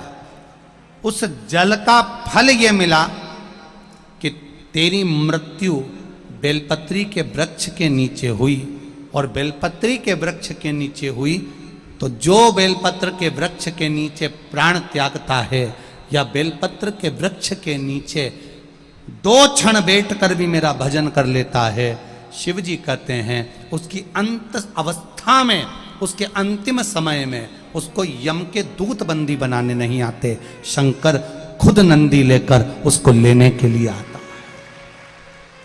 स्वयं शिव, स्वयं देवाधिदेव महादेव। मेरा ओघड़ी, मेरा दयालु, मेरा दाता है। कितना कितना वर्णन है देव बेलपत्री के वृक्ष का। हमारे यहाँ सनातन धर्म में आज भी नियम है, जब मुर्दे को लेकर जाते हैं अर्थी पर सुलाकर ले जाते बीच में एक जगह पर मुर्दे को रोका जाता है, नीचे अर्थी को रखा जाता है। अर्थी को नीचे रखते हैं तो बच्चे पूछते हैं, पिताजी यहाँ पर ये मुर्दे को क्यों रखा, ये अर्थी को क्यों रखा? घर के लोग नहीं जानते कि अर्थी को वहां क्यों रखा जाता है। अर्थी को पुराने समय में कहां रखते थे? किसी बेलपत्री का जो पेड़ लगा होता था, शमशान जाते समय बेलपत्री के वृक्ष के नीचे अर्थी को रखते थे। क्यों? क्योंकि जो मरा है उसके ऊपर बेलपत्री के वृक्ष की छाया पड़ जाएगी तो ये शिवलोक चले जाएगा, नरक नहीं भोगेगा, इसलिए बेलपत्र के वृक्ष के नीचे रखते थे। अब घर के बच्चे पूछते हैं कि ये अर्थी को रोड पे क्यों रखा? अब उन बच्चों को कैसे समझाएं कि इसको बेलपत्री के वृक्ष के नीचे से अगर निकलकर अर्थी चली जाती है तो उस बेलपत्री की छाया अगर मरे हुए उस जीव पर भी पड़ जाती है, उस शव पर भी पड़ जाती है तो उसका कल्याण हो जाता है। पर अब कैसे कहें? क्योंकि आज के जमाने में रोड पर तो बेलपत्री के पेड़ ढूंढने को नहीं मिलते हैं। लगाओ, पूजो, सेवा करो।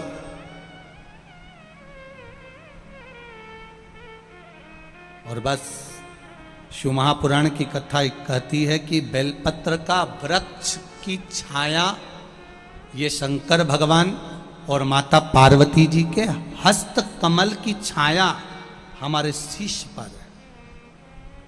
हाथ की छाया, हस्त की छाया हमारे शीश पर, ये बेलपत्र की छाया। देवराज कह रहा है मेरी माता ने शिवालय में जल चढ़ाया तो उसका पुण्य मुझे मिला। शंकर भगवान कहते हैं सुनो देवराज, मृत्यु लोक में जन्म लेने वाली नारी, मृत्यु लोक में जन्म लेने वाली एक स्त्री अगर किसी शिवालय में जाकर शंकर की चौखट पर जाकर एक लोटा जल समर्पित करती है तो वो केवल अपने ससुराल की 71 पीढ़ी नहीं, अपने मायके की भी 71 पीढ़ी को तार देती है। वो नारी होती है। पुरुष और स्त्री में एक अंतर होता है, पुरुष एक कुल को तारता है और नारी, जम के बोलो जरा, 2 कुल को तारती है, 2 कुल तार देती।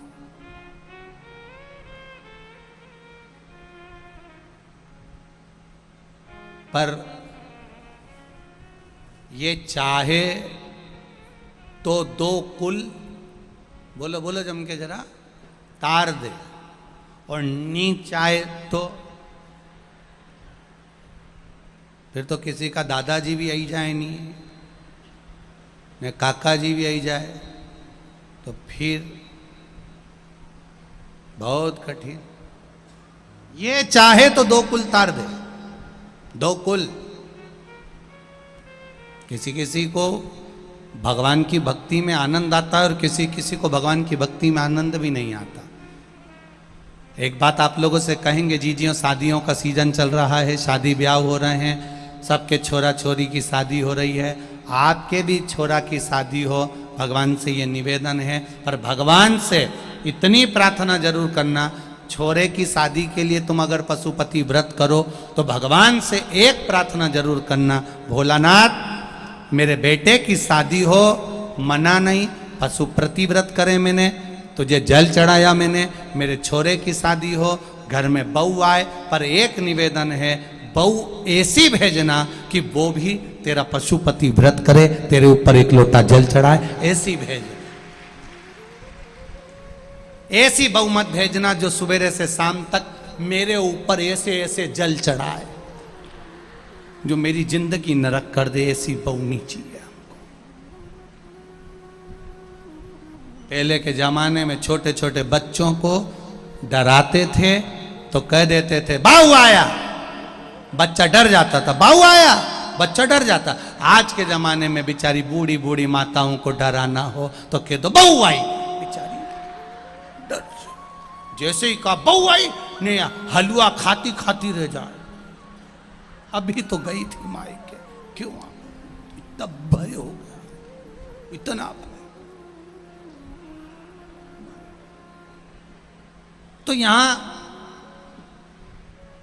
देवराज से भगवान देवादिदेव महादेव कह रहे हैं, भगवान शिव कह रहे हैं, भगवान शंकर कह रहे हैं, ओ घड़ी कह रहे हैं, मेरे दयालु दातार कह रहे हैं कि तुम्हारी माता एक लोटा जल शिवालय पर चढ़ाती थी, उसका फल ये मिला है कि उसके फल के अनुसार तुम्हारे यहां ये आनंद की अनुभूति हुई, ये आनंद की अनुभूति। आज तुम्हें शिवलोक मिल रहा। देवराज ने फिर शिवलोक जाते जाते दूसरा प्रश्न किया। क्या प्रश्न करा देवराज ने? देवराज ने कहा, महाराज जी आपने कहा कि मेरी माता ने जल चढ़ाया तो मुझे शिवलोक मिल रहा है, पर एक बात पूछना चाहता हूं, मेरी माता शिव के मंदिर में, शिवालय में जल चढ़ाने किसके भाग्य से जाती थी? किसके भाग्य से? एक बात जिंदगी में उतारिएगा मेरी बहनों, इस बात की खुशी होना चाहिए कि तुम्हारी सास शंकर के मंदिर जाती है। बहू को इस बात की खुशी होना चाहिए कि तुम्हारी सास सत्संग में जाती है। बहू को इस बात की खुशी होना चाहिए कि तुम्हारी सास, तुम्हारे ससुर, घर का कोई व्यक्ति भगवान की मंदिर में, भगवान के भजन में, भगवान के कीर्तन में लगा हुआ है। ये एक प्रसन्नता है, ये खुशी है, शिव तत्वता है। पूछा, देवराज ने पूछा कि मेरी माता ने जो जल चढ़ाया उसका पुण्य मेरे खाते में आया, पर मेरी माता शंकर के मंदिर जा रही है, इसका पुण्य किसके खाते का है?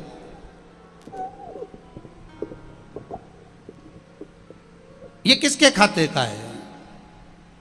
मेरी माता अगर शिव मंदिर जा रही है, मेरी माता शंकर के मंदिर पहुंच रही है, मेरी माता अगर शिव मंदिर में जाकर आराधना कर रही है, मेरी माता शंकर जी के मंदिर में झाड़ू लगा रही, पोछा लगा रही, श्रृंगार कर रही है, मेरी माता शिव मंदिर में जल भर कर रख रही है, मेरी माता शंकर जी के मंदिर में दिया लगा रही है, मेरी माता ने शिव मंदिर की चौखट पर कोई रंगोली डाल दी, कोई गुलाल पिटका, तो ये किसके पुण्य से, इसका पुण्य किसका माना जाएगा?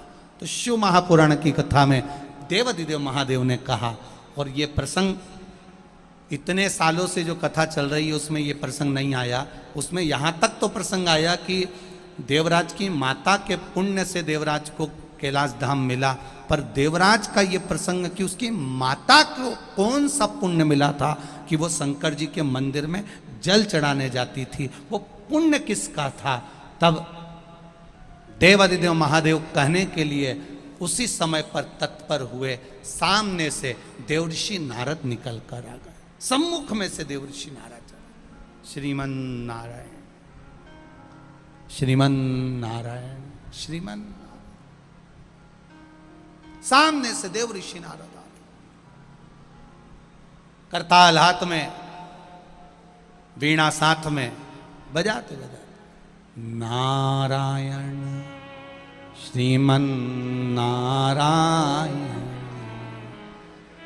नारायण श्रीमन नारायण, नारायण श्रीमन नारायण, नारायण श्रीमन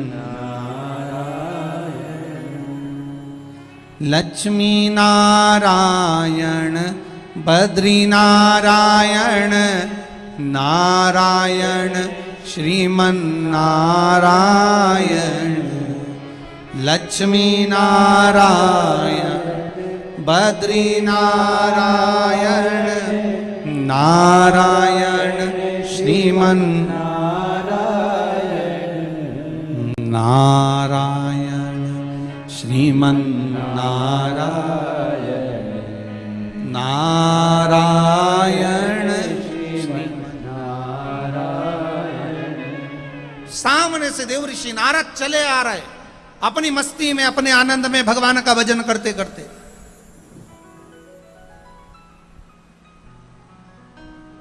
देवराज का ध्यान गया देवऋषि नारद की ओर। नंदी पर देवराज है, भगवान शंकर नंदी का सींग पकड़ कर चले जा रहे हैं पैदल। बहुत ध्यान दीजिएगा, यम के दूत बंदी बनाने आते हैं, यमराज के दूत आते हैं, यमदूत बंदी बनाने आते हैं, वो तुम्हें पैदल चला कर लेकर जाते हैं नरक तक। अगर तुमने कुछ पुण्य करा तो बैकुंठ से पार्षद आते हैं, वो तुमको लेकर जाते हैं सिंहासन पर। भगवान विष्णु के पार्षद आते हैं तो बैकुंठ सिंहासन पर लेकर जाते हैं, यम के दूत आते हैं तुम्हें पैदल चलाते चलाते नरक लोक तक लेकर जाते हैं। केवल शंकर भगवान के मंदिर में जल चढ़ाने वाला, दिया जलाने वाला, शिव की कथा सुनने वाला, शंकर का दर्शन करने वाला केवल एक ऐसा होता है जिसको रथ पर नहीं ले जाया जाता, जिसको पैदल नहीं ले जाया जाता, उसको स्वयं शंकर भगवान नंदी पर बिठाकर खुद लेकर जाते हैं। वो शिव का भक्त होता है, शंकर का उपासक होता है, शिव का अनुमोदन करने वाला, केवल शिव की भक्ति करने वाला। तो ये सामने से देवऋषि नारद आ रहे हैं। अब देवऋषि नारद को देखा तो देवराज के मन में फिर शंका जाग गया, संशय फिर जाग गया।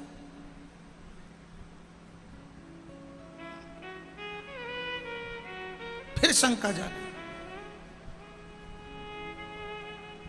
अब शंका क्या जागी देवराज के मन में? देवराज जी ने शंकर भगवान को कहा, हर हर महादेव। शिव जी ने जो पलट कर देखा, जैसे ही हर हर महादेव बोला, भोलेनाथ जी ने पलट कर देखा। पलट कर देवादिदेव महादेव ने जो देखा तो देखते से क्या, देवराज देवऋषि नारद को देखते से बोले, प्रभु एक मन में संशय और है, मेरी माता ने कौन सा पुण्य करा जो शंकर जी के मंदिर में जल चढ़ाने गई, और ये देवराज नारद ने कौन सा पुण्य करा जो 24 घंटे श्रीमन नारायण श्रीमन नारायण श्रीमन नारायण श्रीमन नारायण करता रहता है। तो ये शंकर भगवान बोले, तेरी माता ने और देवराज ने एक जैसा पुण्य करा है, केवल एक जैसा पुण्य करा। देवराज ने वो पुण्य करा जो मेरी माता ने करा, हाँ दोनों ने एक जैसा पुण्य करा।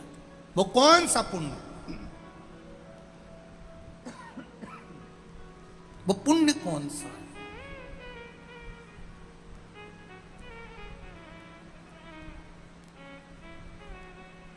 शिव जी ने कहा, इस पुण्य की गणना मैं नहीं बताऊंगा, इस पुण्य की गणना को देवऋषि नारद बताएंगे और तू समझ जा। सामने से नारद जी आ रहे थे, जो नारद जी चलकर आए देवादिदेव महादेव ने देखा, देखते से नारद जी को भगवान महादेव ने नंदी को रोका। नारद जी आकर खड़े हुए, श्रीमन नारायण हर हर महादेव। आज मेरा त्रिकालदर्शी कैलाशी अविनाशी मेरा देवादिदेव महादेव, आज मेरा भोलेनाथ पैदल चले जा रहा है, आज मेरे शंभु पैदल जा रहे हैं, क्या बात है। बाबा देवादिदेव महादेव ने कहा, बड़ा पुण्यवान जीव है जो नंदी पर बैठा है, जिसको मैं कैलाश लेकर जा रहा हूं, बड़ा पुण्यवान। देवराज की आंख में आंसू भर गए कि मेरे जैसे पापी को भी शंकर भगवान पुण्यवान कर रहे हैं, मेरे जैसे पापी को पुण्यवान कर रहे हैं, बड़ी कृपा करिए, बड़ी दया। शिव मंदिर जाने वाला कितना भी बड़ा पापी क्यों ना हो, शंकर की कथा में जाने वाला, शंकर की चौखट पर जाने वाला, 12 ज्योतिर्लिंग के दर्शन करने वाला या शिवालय में जाने वाला कितना बड़ा पापी क्यों ना हो, शिव महापुराण की कथा कहती है उसकी भी गणना पुण्यवान जीव में होती है जो शिवालय तक पहुंच रहा होगा। नारद जी ने पूछा, आज मेरा महादेव पैदल पैदल चल के जा रहा है? शिव जी कहने लगे, हाँ आज मैं पैदल जा रहा हूं क्योंकि पुण्यवान को लेकर जा रहा हूं। पुण्यवान प्रभु मेरे लिए क्या आज्ञा है? शंकर भगवान ने कहा, बस यही आज्ञा है कि आप बताओ कि आप श्रीमन नारायण क्यों करते हो। कहा, एक दासी का पुत्र था मैं, मेरी माता दासी थी, एक ही काम करती थी, संतों के घर का भोजन बनाना, ऋषियों का भोजन बनाना, साधुओं का भोजन बनाना, और भोजन बनाकर उस भोजन को ब्राह्मण संतों साधुओं को खिलाना। और वो भोजन में जब संत भोजन करते थे, सब समाप्त हो जाता था, तब मेरी मां संतों की उस पात्र को धोने जब बैठती थी, संतों के पात्र को धोते समय उनके पात्र में जो झूठन बच जाती थी, वो संत ब्राह्मण के उस झूठन को मेरी मां पा लेती थी। मेरी माँ वो झूठन को पाती थी, मैं गर्भ में था, मुझे वो झूठन का भाग प्राप्त होता था। वो झूठन के भाग से आज मेरी भाग्य जम गए और मेरे भाग्य बदले और मैं साधारण से बालक से देवऋषि नारद बन गया। ये संत कृपा से, ये गुरु कृपा से, ये ब्रह्म कृपा से, ये कोई साधारण कृपा नहीं है।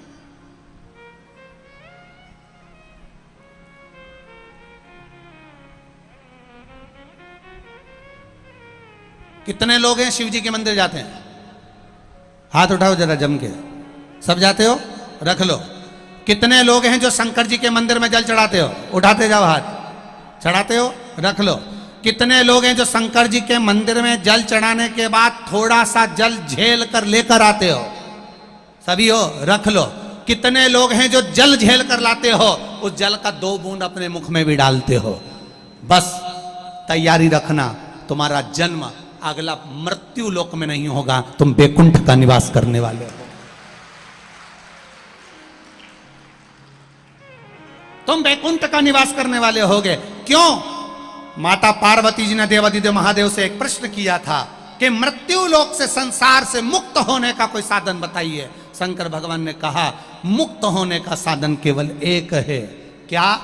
मेरी कथा का रस तत्व ग्रहण करना और मेरी कथा के रस तत्व को ग्रहण कर कर उस कथा में से थोड़ा सा भाग ले लेना और अपने जीवन में उतार लेना। मतलब आपने कथा सुनी, कथा सुनकर ये ग्रहण किया कि शिव जी पे एक लोटा जल चढ़ाना है, आपने ये ग्रहण किया शंकर जी पे जल चढ़ाकर उठाकर लाना है, आपने ग्रहण किया कि वो जल लाकर थोड़ा थोड़ा सबको घर में देना है। मतलब श्रवण कर कर उसको अपने जीवन में उतारा तो भगवान शिव पार्वती जी से कहते हैं उसका फिर जन्म नहीं होता, वो मेरा होकर मेरे धाम में निवास करता है, मेरे धाम में निवास करता है।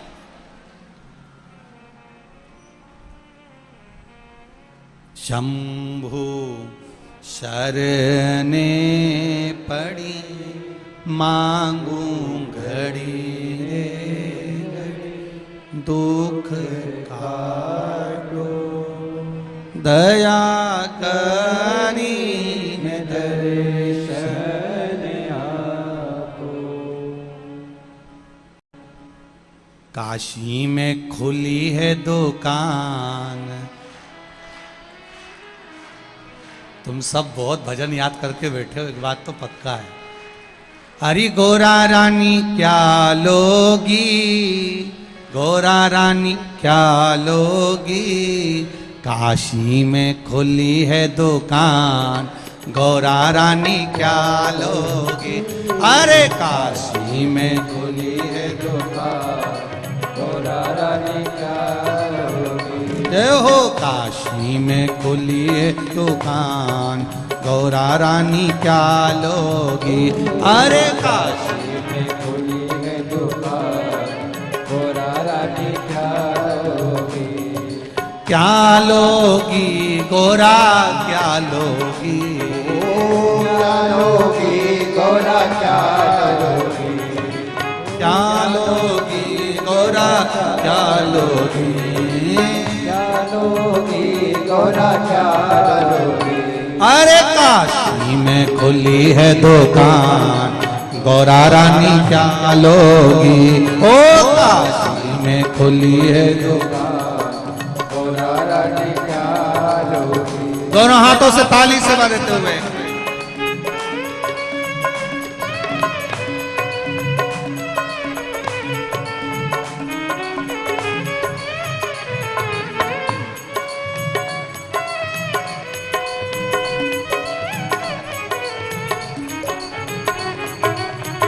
शंभो।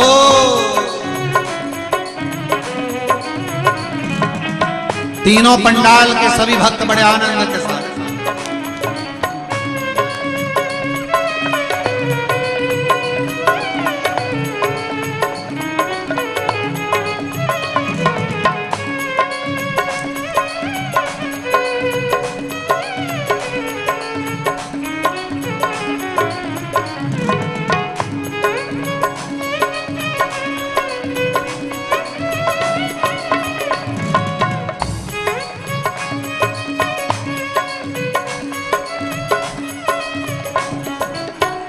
पायल तो मैं पहन के आई, पायल तो में पहन के आई, ओ पायल तो मैं पहन के आई, पायल तो मैं पहन के आई। मुझे बिछुआ दिला दो भोलेनाथ, क्या दोगे मुझे बिछुआ दिला दो भोलेनाथ, मैं तो बस यही लूंगी।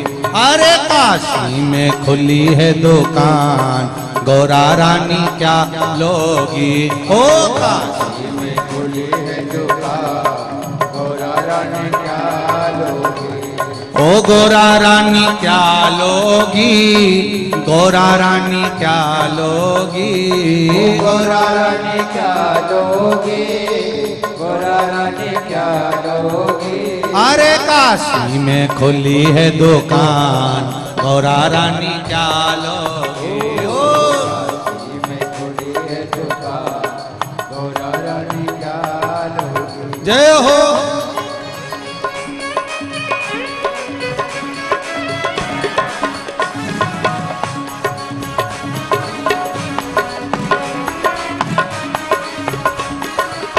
लहंगा तो मैं पहन के आई, लहंगा तो मैं पहन के आई, ओ लहंगा तो मैं पहन के आई, लहंगा तो मैं पहन के आई। मुझे चूनर दिला दो भोलेनाथ, मैं तो बस यही लूंगी।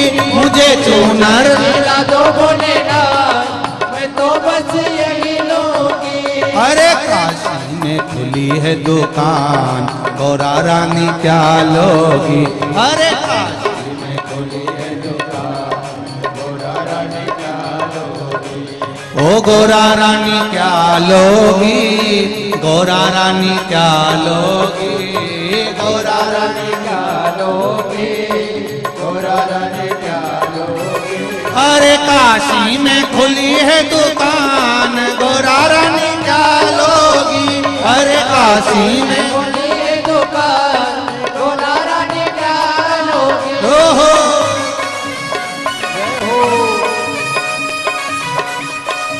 राधे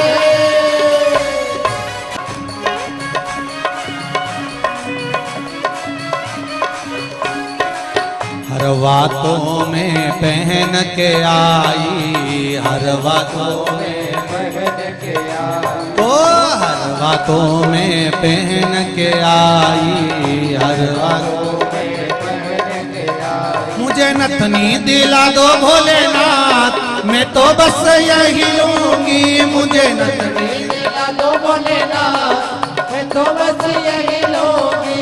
मुझे नथनी दिला दो भोलेनाथ, मैं तो बस यही लूंगी। मुझे नथनी दिला दो भोलेनाथ, मैं तो बस यही लूंगी। मैं तो बस यही लूंगी, मैं तो बस यही लूंगी, मैं तो बस यही लूंगी, मैं तो बस यही लूंगी। अरे काशी में खुली है दुकान, गौरा रानी क्या लोगी। ओ काशी में खुली है दुकान, गौरा रानी क्या लोगी। ओहो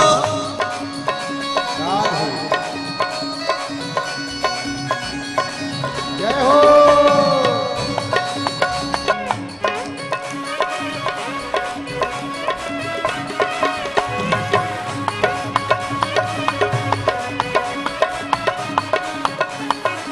चूड़ा तो मैं पहन के आई, चूड़ा तो मैं ओ चूड़ा तो मैं पहन के आई, चूड़ा तो मैं पहन के आई। मुझे कुंडल दिला दो भोलेनाथ, मैं तो बस यही लूंगी। मुझे कुंडल दिला दो भोलेनाथ, मैं तो बस यही लूंगी। मुझे कुंडल दिला दो भोलेनाथ, मैं तो बस यही लूंगी। मुझे कुंडल दिला दो भोलेनाथ, मैं तो बस यही लूंगी। मैं तो बस यही लूंगी, मैं तो बस यही लूंगी, मैं तो बस मैं तो बस यही लूंगी। अरे काशी में खुली है दुकान, गौरा रानी क्या लोगी। अरे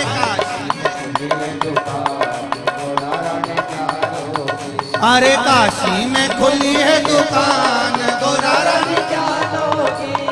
काशी में खुली है दुकान, गौरा रानी क्या लोगी। गौरा रानी क्या लोगी, गौरा रानी क्या लोगी, गौरा रानी क्या लोगी। हर हर महादेव। अपने स्थान पर बैठकर भगवान देवाधिदेव महादेव से प्रार्थना, दिल से हृदय से बाबा से शिव महापुराण की साक्षी में बैठकर, इधर शिव पुराण सामने सिद्धेश्वर महादेव, बड़े आनंद के साथ बाबा के इस आनंद में बैठकर भाव से कहिए श्री शिवाय नमस्तु, श्री शिवाय नमस्तु, श्री शिवाय नमस्तु, श्री शिवाय नमस्तु, श्री शिवाय नमस्तु। भोला सब दुख काटो ओ भोला, सब दुख काटो। शिव शंकर जपो तेरी माला, भोले बाबा जपो तेरी माला। भोला सब दुख काटो माला, ओ भोला सब दुख काटो। देवराज ने जब सुना कि देवऋषि नारद माता के गर्भ में संत प्रसाद से ज्ञानवान हो गए, कह दिया सुनो देवराज, तुम्हारी माता भी जिस गुरु के दरवाजे पर भोजन बनाने जाती थी, उसका पटा हुआ जो भी झूठन प्रसाद मिलता था उसको पाती थी और शिव मंदिर में उसी प्रसाद के बल पर जाती थी। जीवन में जिसने कभी भी शिवरात्रि का व्रत करा है, सावन के महीने का व्रत करा है, सोमवार का व्रत करा है, शिव महापुराण की कथा कहती है, वही भक्त जीवन में एक बार शिव महापुराण के पंडाल में बैठकर कथा अवश्य सुनता है। ये निश्चितता है। आस्था चैनल पर, फेसबुक, यूट्यूब पर जो कथा श्रवण कर रहे हैं, कहीं ना कहीं आपने सावन महीने में शंकर की आराधना करी होगी, शिवरात्रि का स्मरण करा होगा, तो ये शिव कथा आपको मिली है। आगे चरित्र आया, एक बिंदुक नाम का ब्राह्मण, वो भी अपने प्राणों को त्यागा। चंचुला देवी ने तुम रुका जी से कहकर शिव महापुराण की कथा का स्मरण करा। भगवान देवाधिदेव महादेव का पावन कथा का रस तत्व, भगवान देवाधिदेव महादेव स्वयं ईश्वर जी, माता पार्वती जी गौरा जी बनकर जाती हैं, गणा और गौर बनकर सुंदर शिव महापुराण की कथा का रस तत्व श्रवण करने के लिए जा रहे हैं। ईश्वर जी गौरा जी पधार रहे हैं, जोरदार ताली बजाकर स्वागत करें ईश्वर जी और गौरा जी का। भगवान देवाधिदेव महादेव की कृपा से भगवान शिव ईश्वर जी गौरा जी के रूप में यहाँ आनंद से पधारे। जोरदार ताली बजाकर स्वागत करें ईश्वर जी गौरा जी का। कल कथा के क्रम में आगे बढ़ेंगे, सुंदर पिपलाद और नवनिधि का स्मरण करते हुए कथा को आगे बढ़ाएंगे। आगे आप सब आनंद के साथ कथा का रस तत्व ग्रहण करें, भाव भक्ति से।